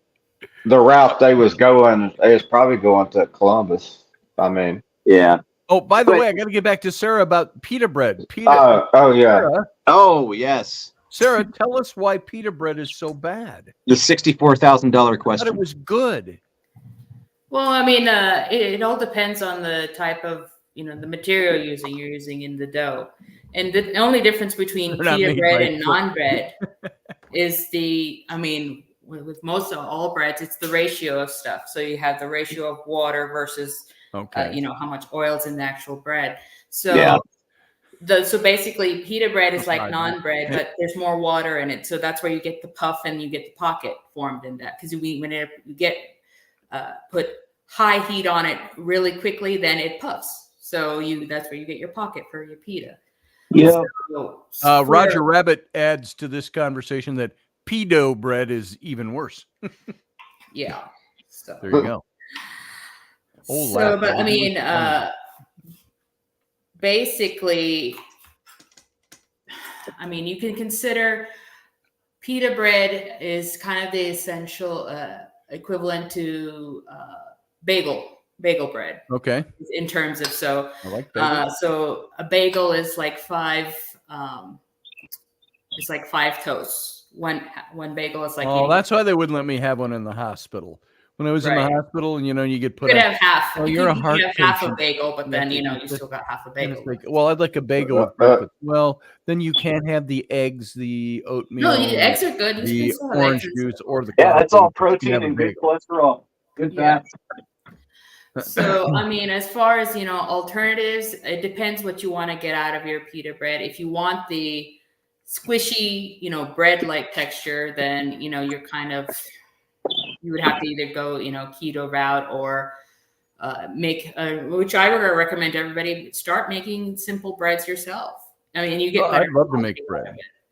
So if you're say you're eating your shawarma wrap or, you're doing that, you try using tortillas. Now, what for somebody who has dietary restraints, like me, diabetic or heart or whatever, what's the best kind of bread to eat? Because my wife brought home this loaf that she picked up. It was called artesian bread or something, and it was like reminded me of it's like roughage, squishy white Wonder Bread from being a kid, but it was artesian. Had a better crust. Artisanal is just one of those buzzwords. Artisanal is just when you can't get something to look, exactly the same 50 million times. Oh, it's artisanal. It's made by hand. So, artisanal doesn't really mean anything. It's just mean like it's handmade. That's great for the best. My go-to what comfort food PB&J on squishy white Wonder Bread. Yeah. Old glass of milk and chips. There you can do one or the other, not both in the same meal. So, and I'm sorry, you can have that. Sounds like a challenge, Sarah. PB&J, that's equal to 10 roast beefs, so you're going to have to not do that today. Damn it! I think one of the biggest have a light lunch. You know, I think one of the biggest crimes against food was the horrible rap that my phone apparently got off of the stand. No, but was eggs. Oh, eggs got such a horrible rap for a long time. Yeah, and it's so unfair. Same thing as butter. Butter did the same thing, and everybody's like, we're switching to margarine. Now it's like they're telling you to mix it into your coffee. It's like, I tried that once. My coffee tasted greasy. So the one thing, if you're gonna make bulletproof coffee, as they call it, right? Yep.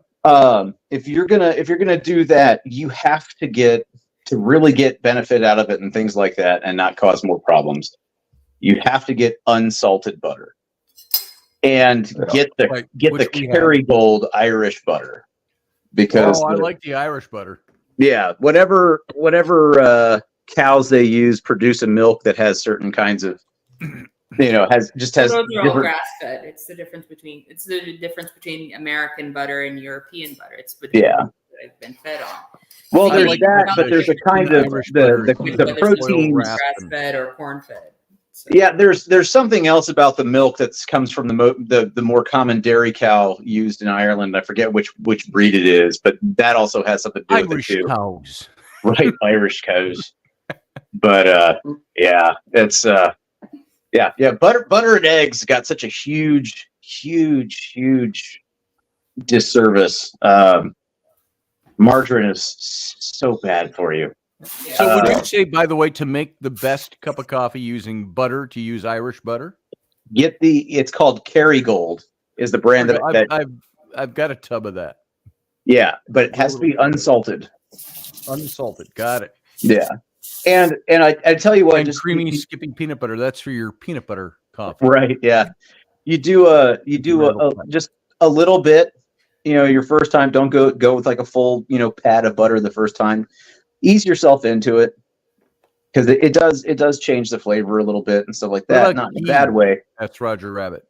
But if you put too much in and you don't mix, you don't get it mixed thoroughly, you will get that kind of like, oh, I have a layer of grease floating on the top of my coffee.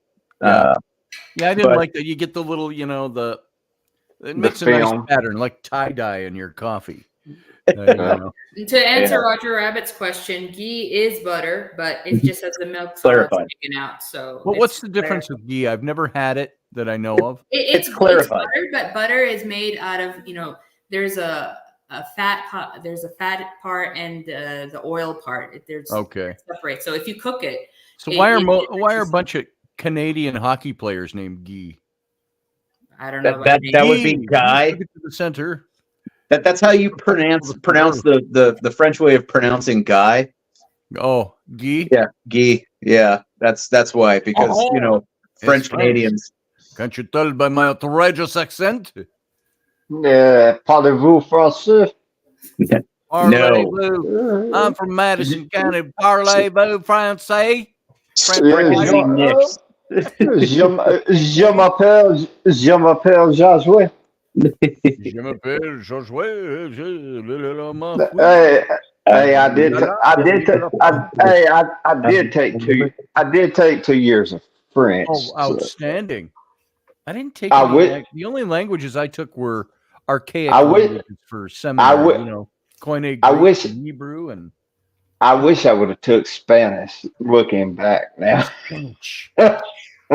Yeah, I took German, so I was auf Deutsch. Spanish. Well, all the reason I took than Mexican. My daughter asked me the other day. It'd be a dialect difference. Yeah. It is basically the same thing. North. You have Those dialects, and then Sarah? there's stuff that's going to be influenced from the local, Local tribe stuff, that languages that kind of blended in. So there's going to It's be differences. The Mayans, the Aztecs, It's basically like Louisiana. Louisiana. Like a Creole. The Creole to like field guy language. yeah. Nolans. No. You have the influence of the French and the Portuguese. So Yeah. And then you got Alabama, Georgia. They talk. I mean, Alabama and Georgia don't sound nothing alike. That Georgia. reminds me. There's a story. But going back to non-bread for a second, Jason, since you're in a more metropolitan place, I'll do my rabbit technically trail you later. can make or even get your own, and you can make your own fresh naan. So you use pizza dough. It's the same dough. So if you take pizza dough out and roll it out like you would a naan and put it on a hot cast iron skillet and then cook it on both sides, that's essentially naan. Did you say a gosh darn skillet? Cast iron. Field guy just chimed in. You rang Yeah, you should come on board. the show's resident Kunas has shown up. Dialect in your Yeah, I'm about to say we got field guy. So, but I mean, it's like they were saying earlier. There's nothing like fresh bread. Fresh bread and butter or cheese or even on its own. It's amazing. Hey, Sarah, you was talking about tortillas earlier. Which one's better, the flour or corn? For better in which way? depends on if you're gluten free, I suppose. Yeah. Diabetic was. Yeah, so if you're diabetic, no bread at all. No. Well, no. It's not like you can't have bread at all. It's the quantity I know you can enjoy. But I mean, the thing is, with everything else, you have to look at the label and you see how many carbs are in there. I got it. If it tastes good, you can't eat it. Yeah. No, I mean, that's what I used to think like that. But then, then I started cooking for myself, and I find I like my cooking better than anything I could get out there. I mean, even with something like tortillas, I mean, essentially at the most basic level, it's bread and water. What do you like to cook, Sarah? What kind of food? What kind of dishes? What's your favorite? If you're like, I'm cooking, I don't know what to cook, I'm going to go to my go-to. What is it? Well, I mean, usually the go-to is what I got in the fridge. So, and then it's not. Sometimes I do fusion stuff. I mean, I cook. It's ironic because I cook everything. That's a good way to put it. Let's see. We got some leftover meatloaf in tin foil. We got some rice. Yeah, so I take here. that and make a quesadilla, or make a burger, and make a chopped up grilled cheese. Can of gluten-free lentil soup. That'll make the gravy. And that's your fusion cooking. A fusion. That's American fusion. a nice potluck. Yeah. Well, Sarah, you talk about how you start cooking for yourself, and you found that there's some things that you make that you actually like better than the. Well, I mean, you make it to your own personal taste. I mean, you can right? Yeah. Right. So last night when I went to the Afghan restaurant for supper, I ordered the Kabuli palau with lamb shank and all that. And the rice itself, I was not very happy with. I make better Kabuli palau. Right. And I don't. And the flavor that you get in one restaurant is not going to be the same that you get in another restaurant. That's the other thing with Indian cooking too. So well, and when I was digging around, when I was digging around looking for a place, like I was sitting there, like, okay, let me pull up this menu. Do they even have it? Yeah. Because like when I want Afghan food, like that's what I want. Yeah. Because that's what I ate with the locals all the time. You know what I mean? So it's very much an emotional and memory driven kind of thing. Right. There was a place flavor. It's like the olfactory nerve. That's right. Yeah, exactly. And there was a place in just outside of DuPont Circle in DC, and it was in a neighborhood, and it was in an old house, like in a neighborhood, and didn't realize it was an Afghan restaurant because my buddy and I were walking down to a different street in DuPont Circle where they had like a bunch of Vietnamese restaurants. We were going to get pho. And then a little thing hanging off of, the handrail for the stairs. And it was like, what? Hold on, let's see what this is. And I looked at it and I was like, oh my God, this is an Afghan restaurant. And so I was like, here, let's go in here. And the palau they made was like, I'm sitting there eating it, and we're drinking chai and all that, and it brought me to tears. Like I sit there, I was sitting there, and I was starting to tear up, and the guy was coming out to the table because when I got there, I was, we were ordering. My buddy Matt didn't have a clue because he'd never had Afghan food, and I was like, well, when I was in Mazar-e Sharif, I ate with the Afghan National Police a lot, and we always had kabuli palau. Right. And he was like, "You were in Mazar? I am from Mazar. I am from sitting there. We had this whole thing, and they didn't have kabuli palau specifically on the menu. You could just get the rice as a side dish. And he was like, both of you just order number 13. He'll get a good sampling of the stuff that you had, and I will tell my sons, make the rice kabuli for you." And I was like, "Are you serious? Like, I don't want to put you out and make you have to do it." He's like, "No. I will do it for you, my friend." Wow. And that's so nice. Like they brought it out. I'm like eating it, and I'm literally like tears are coming down my face. And he comes over just to check on the meal, and he sees this. He's like, "Are you okay?" And I'm just like, I had so many meals in country with Afghan National Police guys, and this tastes just like it. Yeah. And it was such a positive experience in the middle of a very negative thing going on with a war, that it's just stuck with me so deeply. And it was great just having this bonding experience with this restaurant owner, and my buddy Matt sitting there kind of like, okay, here I am watching my friend starting to cry while he's eating this food. Like, this must be bringing up horrible memories. And I'm like, no. It's like very positive things, because, breaking bread with people is such a big thing. And it's such a pleasure to be able to feed people good food. Yes, exactly. And it was so great. Just, he was just so warm and so generous about everything. And he was like, "Go get all the chai you want. We have it stashed around the corner. If you want more, just go get it." Nice. And so it was like, it wasn't like masala chai, right? Where it was like spiced and with the milk and stuff like that, for, because most people here in the West, you hear chai and that's what you think, right? You think the spice chai, masala chai. No, chai American chai tea is an abomination. Right. Yeah. No, it totally is. And I guess I kind of liked American chai tea till now. Okay, if you're used to something like masala chai, and you've had like the real deal, and then you have like the Starbucks version, it's very, very, very westernized. Yeah. For our palate. And so it's way sweeter. And that's the issue with the restaurants. You have your authentic food, but then you have to adapt to the local culture to get them to try it. So that's why, like you said, you went to that kabuli palau place. It's not as good as they have to try to adapt so people will come. Exactly. Rather than stick to your roots about Well, that's like when I went with the House of Punjab place in Grand Forks. I ordered biryani. I think it was chicken biryani, and they're like, "Do you want it spicy at all or anything?" And like understanding that their spice scale is different than what the Western spice scale is. Yeah. So it's like, if you get mild, it's going to have some zip.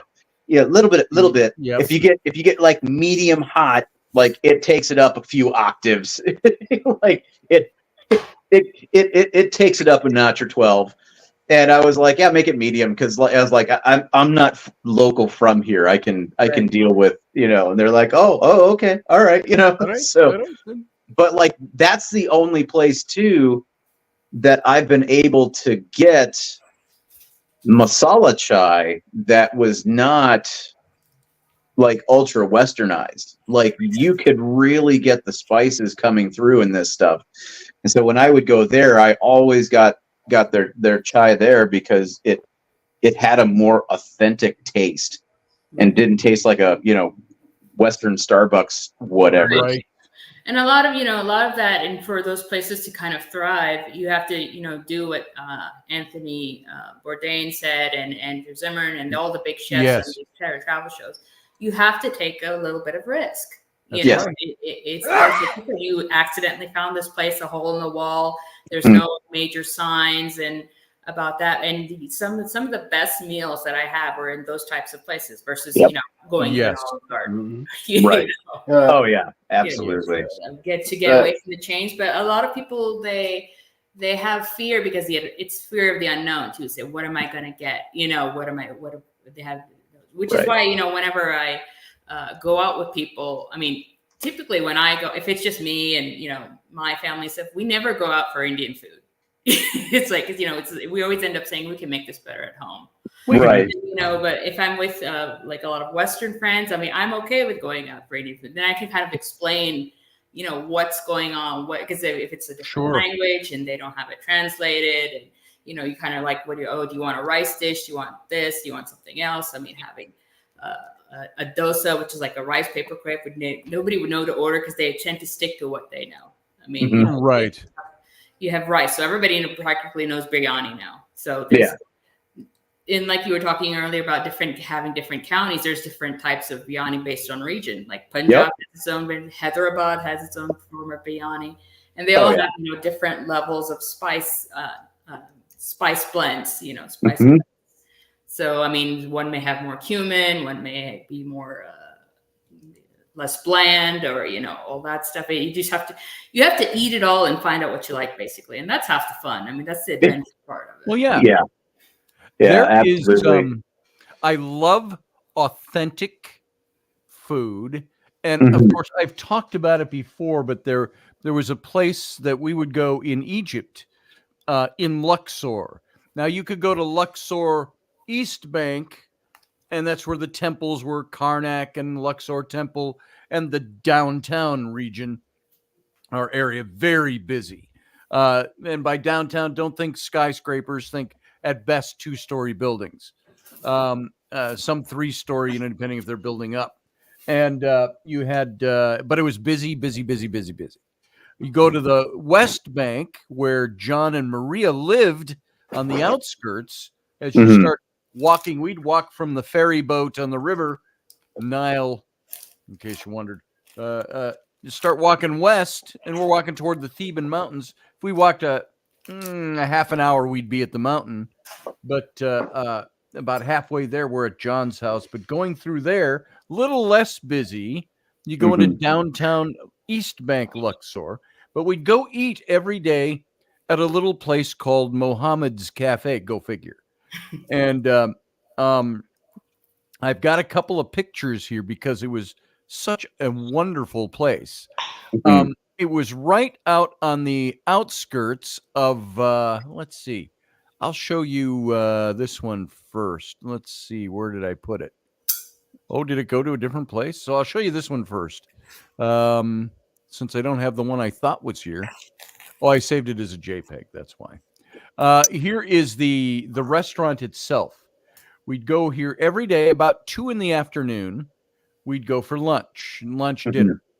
And that's when most of the archaeologists, who would start at 6 to 7 a.m., they'd be done at 2. And if there was some archaeological work going on in the Valley of the Nobles, and so the Russian archaeological team would come over to Mohammed's as well, and we'd hang out with them. And we eventually got invited to their dig to see what was going on.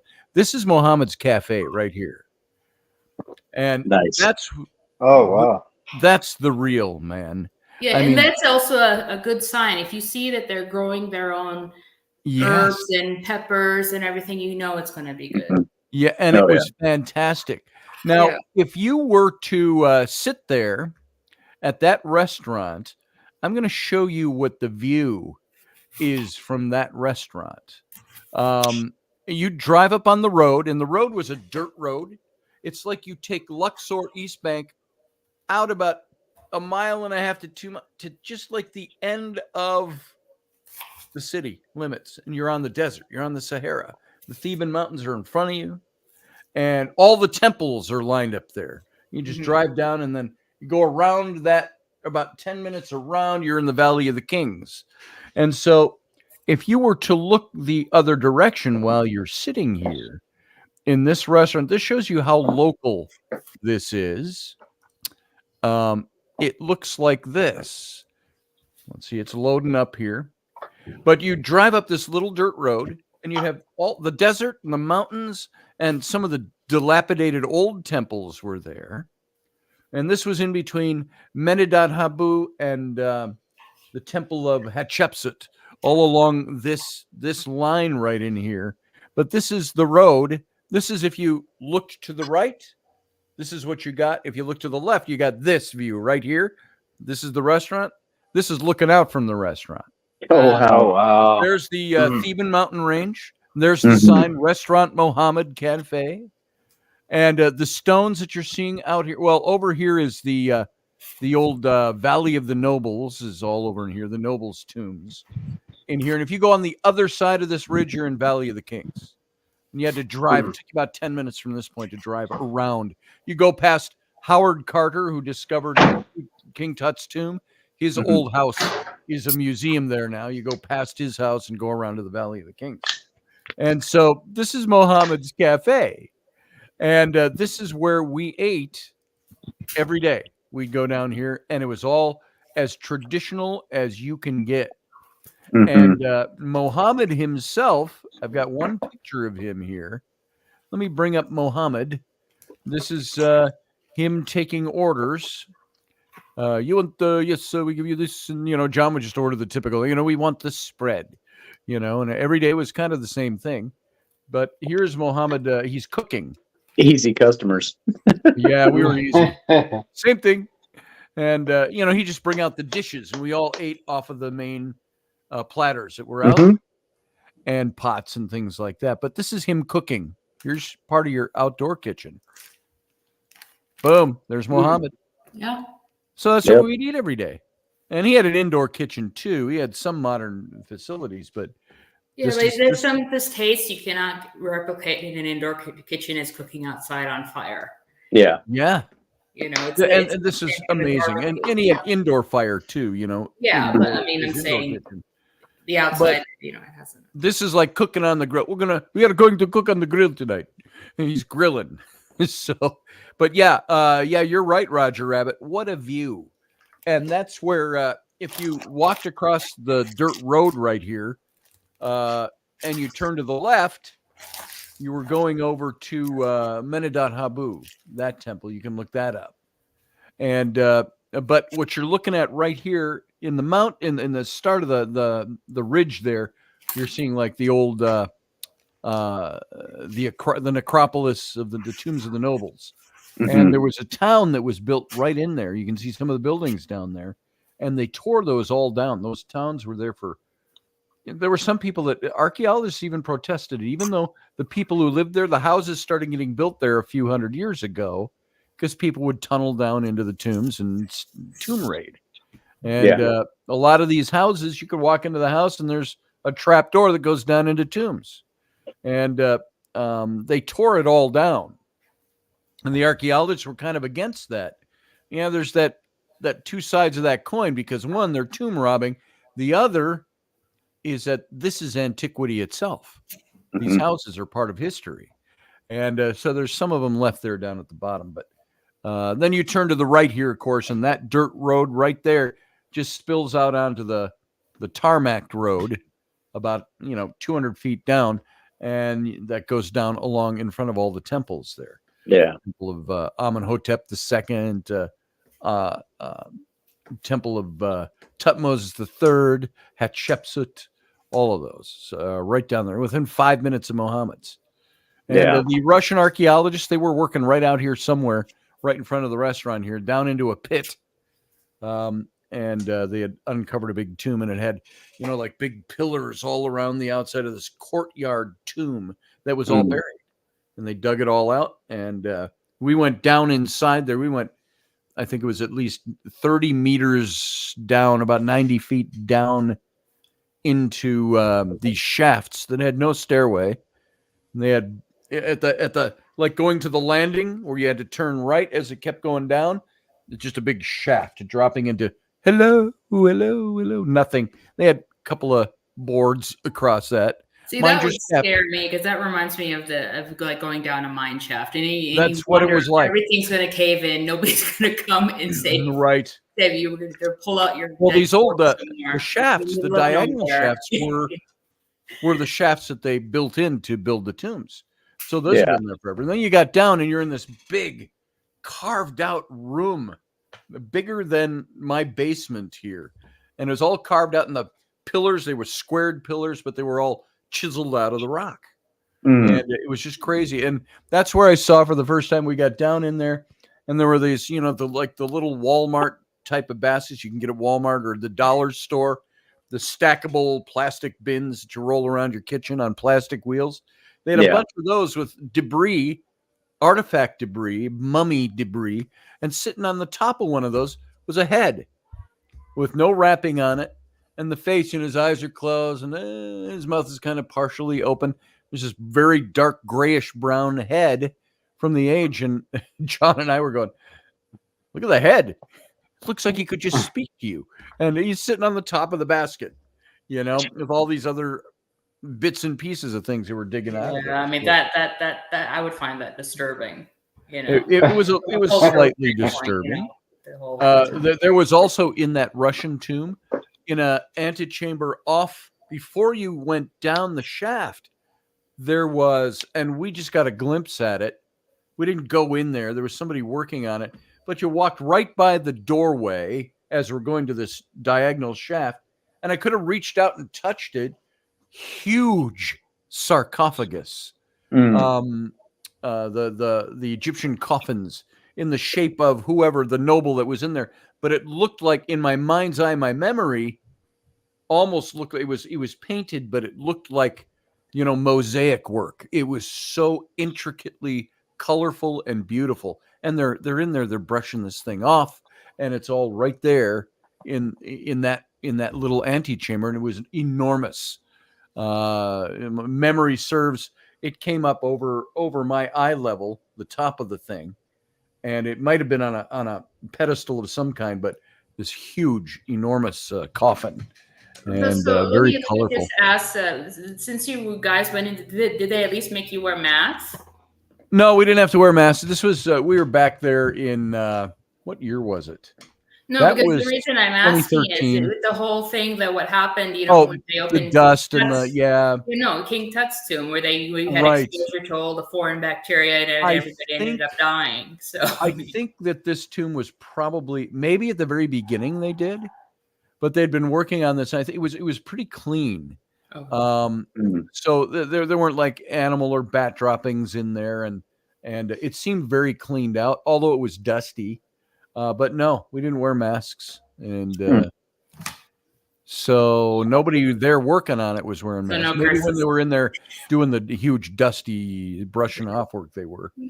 But when they brought us in after lunch one day, we walked over from the cafe, and went down in there, and they were all Russian, of course. They had one guy who could speak broken English, and John and Maria, we all did our best, and we talked, and there was a huge, simpatico with everybody. And so it was very cool. And they were teasing me at the time. I was happily married to Raini in 2013, but there was one of the archaeologists was a young, glamorous looking, gorgeous woman, brunette. And she had on these sunglasses. She looked like the old world movie stars because she had on some kind of hat and this veil. Not like an Islamic veil, but it was to keep the dust out. You could see right through it. And, she had this veil tossed over her shoulder, wrapped around her face and stuff. And John was like, "There you go, Scotty. There's your Russian archaeologist." And I said, "I'm a happily married man." So, but there was a certain dirty, dusty glamour to that archaeological team. Yeah. And it was very cool because, they weren't Americans. They weren't British. They were not Western. They were Eastern Bloc, if you will. And so it was very, very cool to see that other side of modern culture working on antiquities like that. So it's very cool. Still makes you feel like Indiana Jones. Yes, it did. And I was wearing my fedora, of course. And Roger Rabbit said, getting Indiana Jones' girlfriend vibes. I think her name was Maria. I can't remember her name. But when we went down to to visit them one afternoon, we saw them almost every day at Mohammed's. Talked to them, were nice, and we went down, and she was working on. She had a drafting table set up, and it was in the kind of the open courtyard, and this open courtyard, open to the sun. On top, it had the pillars all around it, and they had cleared all that out as well inside the pillars. So her desk was kind of half in the shade, half in the sun. And I was watching what she was doing. We were talking about drawings she was doing of some of the artifacts and things like that. So it was a very cool little operation they had going there. So the Russian archaeological team. And I couldn't get the Indiana Jones theme music out of my head the whole time. So, but Mohammed's Cafe, there it is. Talking about food, that was the best place I ever ate in Egypt. And we ate there almost every day for a month. What did you eat? So, I couldn't tell you because I didn't memorize the names of things. But of course, rice, they had this meat dish you would bring out that was red meat. I don't know if it was tomatoes that colored it. I want to say probably, but other traditional spices. And it was a meat, and it was on the bone. It was kind of like a roast, but not. More tender than a roast.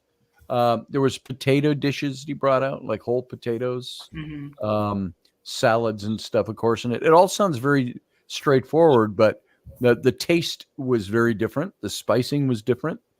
Hello?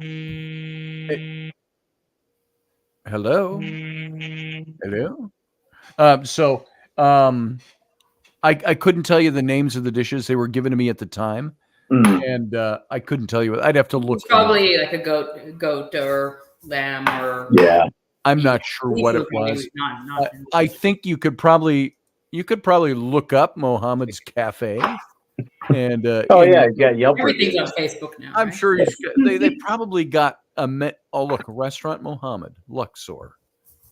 Oh, here it is. It's got a location. They're currently open.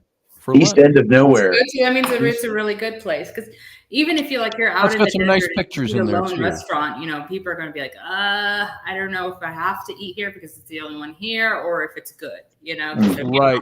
Well, apparently John and Maria had been eating here for years at this place. They knew him. He knew them. Here's a link if you guys want to go look it up. There's Mohammed's TripAdvisor link. I'm sure he doesn't have. I don't think Mohammed has a website. I don't think he's built his own website. This is just people who put up reviews. Instagram. Yeah, I doubt it. He doesn't seem to me to be somebody who. There's no menu here. I was looking to see if it was showing. Pictures. It says here Mediterranean, Egyptian, vegetarian friendly. Oh, okay. It's in Kom Lola, Luxor, Egypt. Just off. He's got a phone number. You can call him. Call and say, what did I eat? Yeah, what was that? 2013. I remember you. That's all I'd have to say. This is Scotty. I came in with Dr. Ward and Maria. And, Scotty. they, I haven't been there in 9 years. So. But I bet if you go there now, he would still remember you. I mean, he would remember me. Yeah, it was say, that's bring your old order. I mean, that's the way people are. I mean, yeah. Like you remember when on. I don't know if it was Sunday morning or it was an evening show that we had Momin Saad came on from Egypt from I was there, so I think it was during the week. And yeah, that's just the way it is. They're all they're my friends over there, and they keep asking me when I'm coming back. Every time I post a memory of Egypt, I have those guys like Sawali and Momin Saad. And some of the other people there, Etienne, not Etienne. what the hell? His name's skipping me. We called him a name for short because it was a shortened version of his name, Tayyib, El Tayyib, on my Instagram. He's Egyptiana Jones. That's what he calls himself, because when he was up taking us into the mountains, into the Sinai, whenever you go, even though John and Maria were archaeologists, we had to have, legally, you had to have a government appointed guide. And so he was our guide, and he became a good friend. He did a couple of different trips with us, and we would take our fedoras and let him wear our fedora for pictures and stuff. And he went and got himself a really nice fedora. And so he's pretty cool looking dude, and he loves his country. The day we went, just a little story to tell about Tayyib. The day in 2014 when we went, it was February 22nd. We went for the birthday of Ramesses II, Ramesses the Great. And we went to his temple, which had been moved up because of the flooding of the Nile there in the Lake Nasser. They had to move that temple up, the one with the four big seated statues of, what's the name of the place? Abu Simbel. And they were celebrating. There were thousands of people there to watch the sunrise on February 22nd, because on February 22nd, they kept the calculations right when they moved the temple up, mathematics and all of that, when the sun rises on his birthday, it shines in through the front door of the temple all the way to the back of the temple and illuminates the statue of Ramses and his wife and his children and the gods and so on in the back of the Holy of Holies in the temple. And they made a big deal out of it that year, 2014. I'm not sure what the year was anymore, why that was so significant. But they estimated 10,000 people there. And Tayyib was standing on the beach on Lake Nasser right in front of this temple. And all these people are around waiting for the sun to rise. The sky's getting light. The sun's not quite up yet. And I look at him and he goes, Scotty, he says, and he's got tears in his eyes. He says, you don't know how this makes me feel. These are my people, and we're all together in peace, and we're celebrating our history. And he says, does my heart so good, he said. And so that's Tayyib. If you want to connect with him, look up Egypt. I think it's Egyptiana. He does it instead of Indiana. Egyptiana Jones is what I think he. Let me search it here just to be sure. That just goes to show bad puns are a worldwide thing. Yeah. Yes. It's universal. There it is. It is. It's Egyptiana Jones.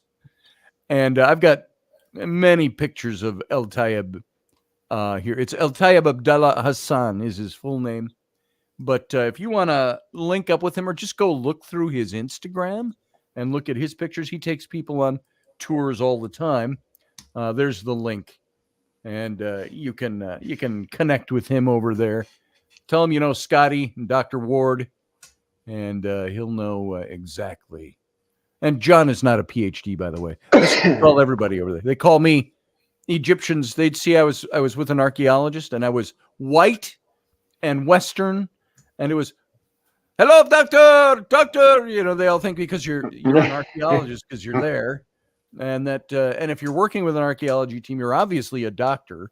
So everybody called me Doctor or Dr. Scotty or Cowboy. Hey, Cowboy. They'd call me because of my hat. And they'd say, well, it's a fedora. It's not really a cowboy hat. But, hey, do you got 6-shooter? And they'd say, and they were being no, it wouldn't fit in my bag. The TSA would get it. Sorry.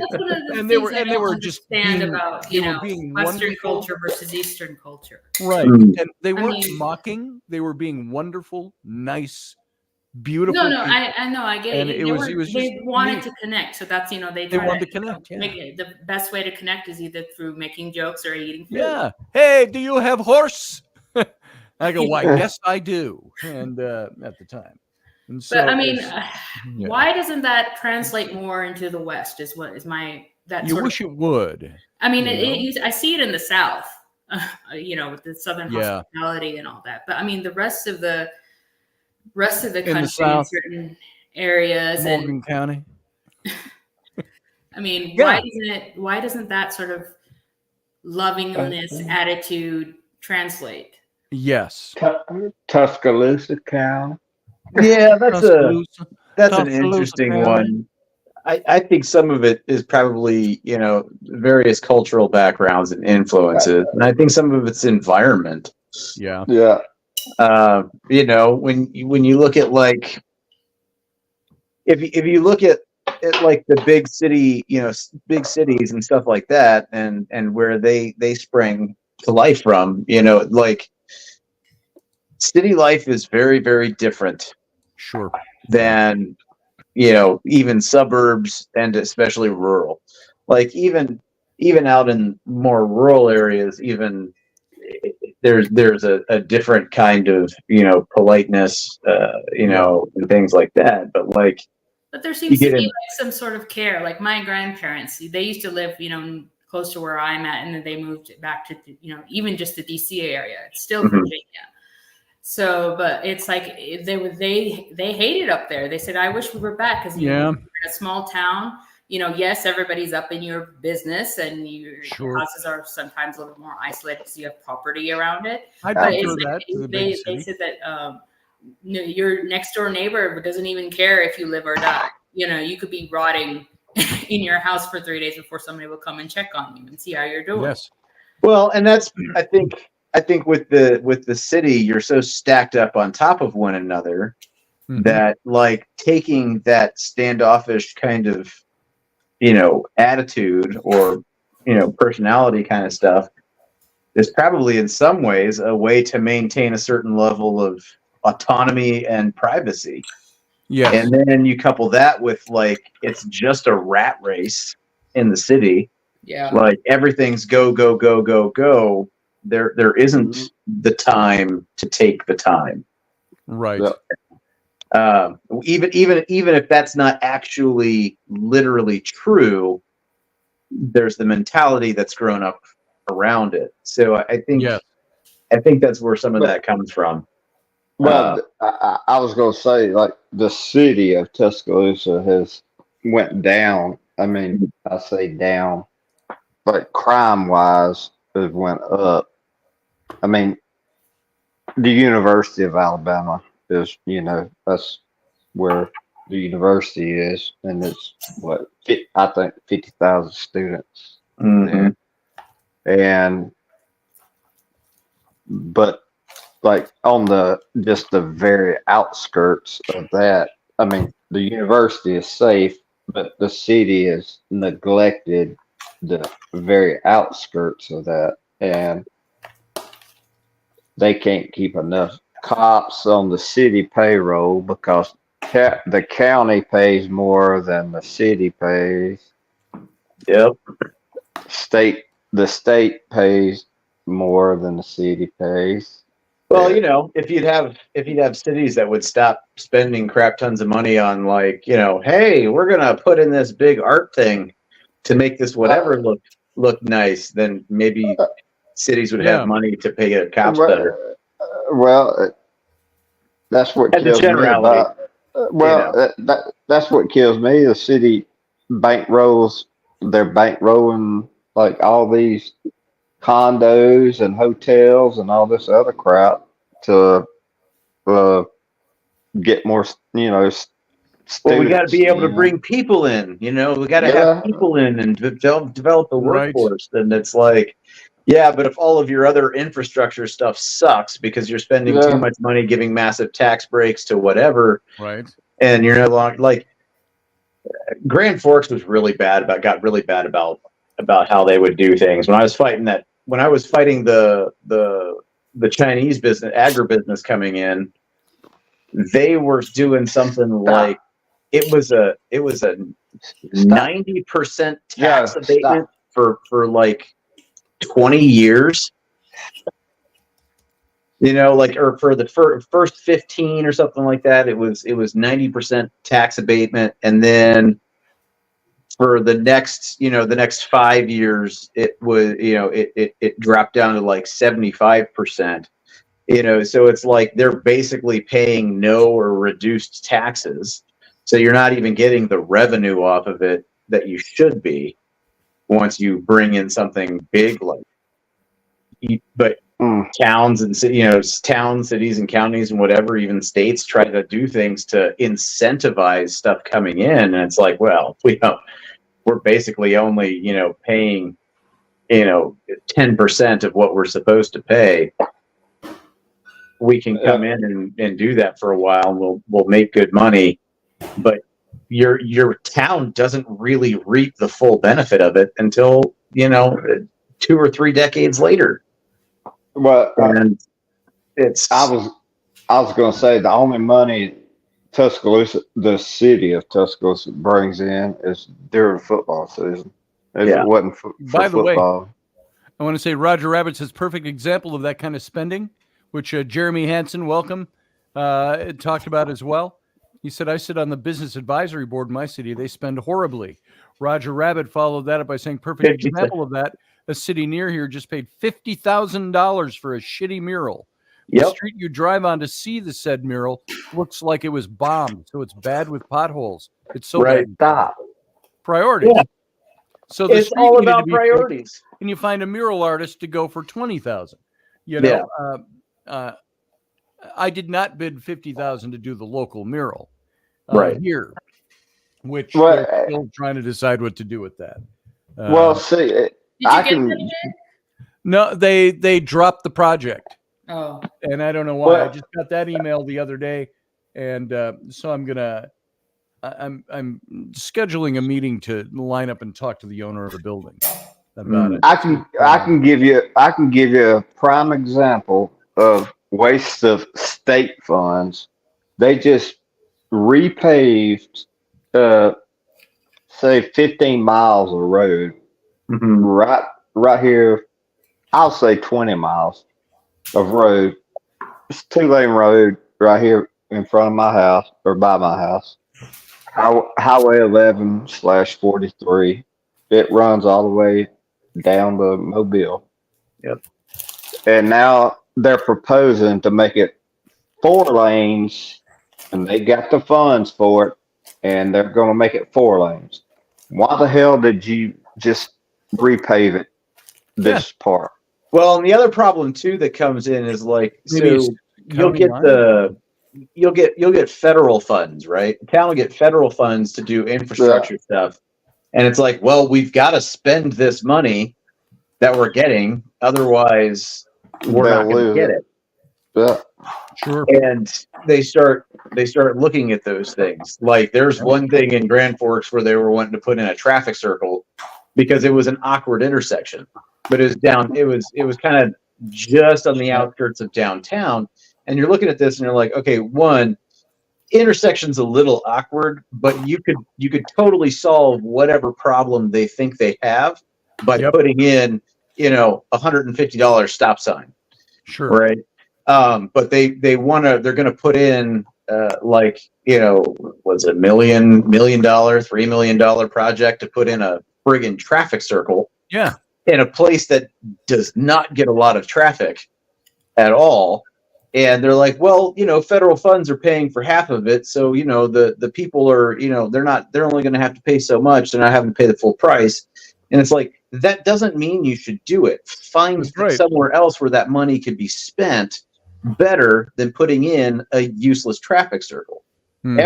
Every time I went to go drop off and pick up my dry cleaning at CNR Cleaners, there was a road that I'd have to go down. I swear to God, I am not lying when I say this, nor exaggerating. I have driven on better roads in Afghanistan than 10th Avenue North, right? Mm-hmm. And it's like you have potholes as wide as a car, it's just like nobody's done it. This hasn't been maintained or repaved in how long? You guys aren't spending your money correctly. but they don't want to hear it because they're the highly educated engineer and the highly educated right college social work professor, or the guy that's working at the aerospace, within the aerospace stuff, or the guy that's the developer. It's like, dude, you guys are so friggin' out of touch. Like, when's the last time you actually traversed your city? Well, I mean, the only thing we've got down here is a 4-way stop. We don't even have a flashing light. I mean, I'm out in the sticks, so that's how far. We just have one street, and that's Main Street. So if you get lost on that, I can't. There it is. I'm lost on Main Street. But they was talking. I don't know if they're going to do it, since they're talking about putting that 4-way in, putting 4 lanes in. But they were talking about putting a roundabout in at that. 4-way. Well, I'd love to see him deal with a roundabout. Yeah, I would too. Especially with, I mean, most of the truck drivers come up 11 instead of hitting the instead of going up the interstate. So. Yeah.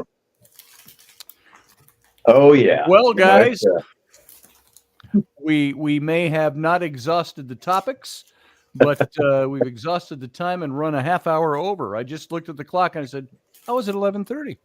So, by the way, this last picture, that's me on the left, John Ward, next to me, El Tayeb, next to John, and then on the far right is Scottish medium Chris Conway, who came along on this trip. We're sitting at a fire at the compound of Sheikh Salim Barakat in the Sinai. That is such a great picture. That is very nice picture. Yeah, I love it. My daughters took that picture, I think. My daughters loved Tayeb, by the way, and Chris Conway. When's your next trip back over there? I don't know. I haven't been there since before the heart attack and the surgery. And so 7 years ago, almost 8 years ago, is my last time in Egypt. And I'm starting to think everybody there, all my friends. Well, I was about to say it probably ain't a good time to go there right now. So, yeah, I would like to go back soon. All my kids want to go to Egypt. My daughters want to go to Egypt again, Abby and Bryn, and Flynn wants to go to Egypt. Sam wants to go to Egypt. Then now Rowan wants to go to Egypt. And I think Ellery wants to go to Egypt, not because she knows a damn thing about what Egypt is or even where it is or what it is, but because everybody else wants to go. Raini doesn't really care. I don't know. But I'd like the whole family to go to Egypt. I think that would be fun. And go out on the archaeological site and see some things. Yeah. I know my wife doesn't get along with John Ward very well. They had a falling out years ago, and I think it would be a great way for them to get back on track if we all went out and visited. Or make it worse. Or make it worse. Okay, we're here for 2 weeks, staying at their place. So my friend Mike Ritzker just came back from Egypt. He does that Stargates of the Ancient Egypt tour. Oh yeah. So he just got back from that, and he had a great time. Very cool. Yeah, I would love to go again.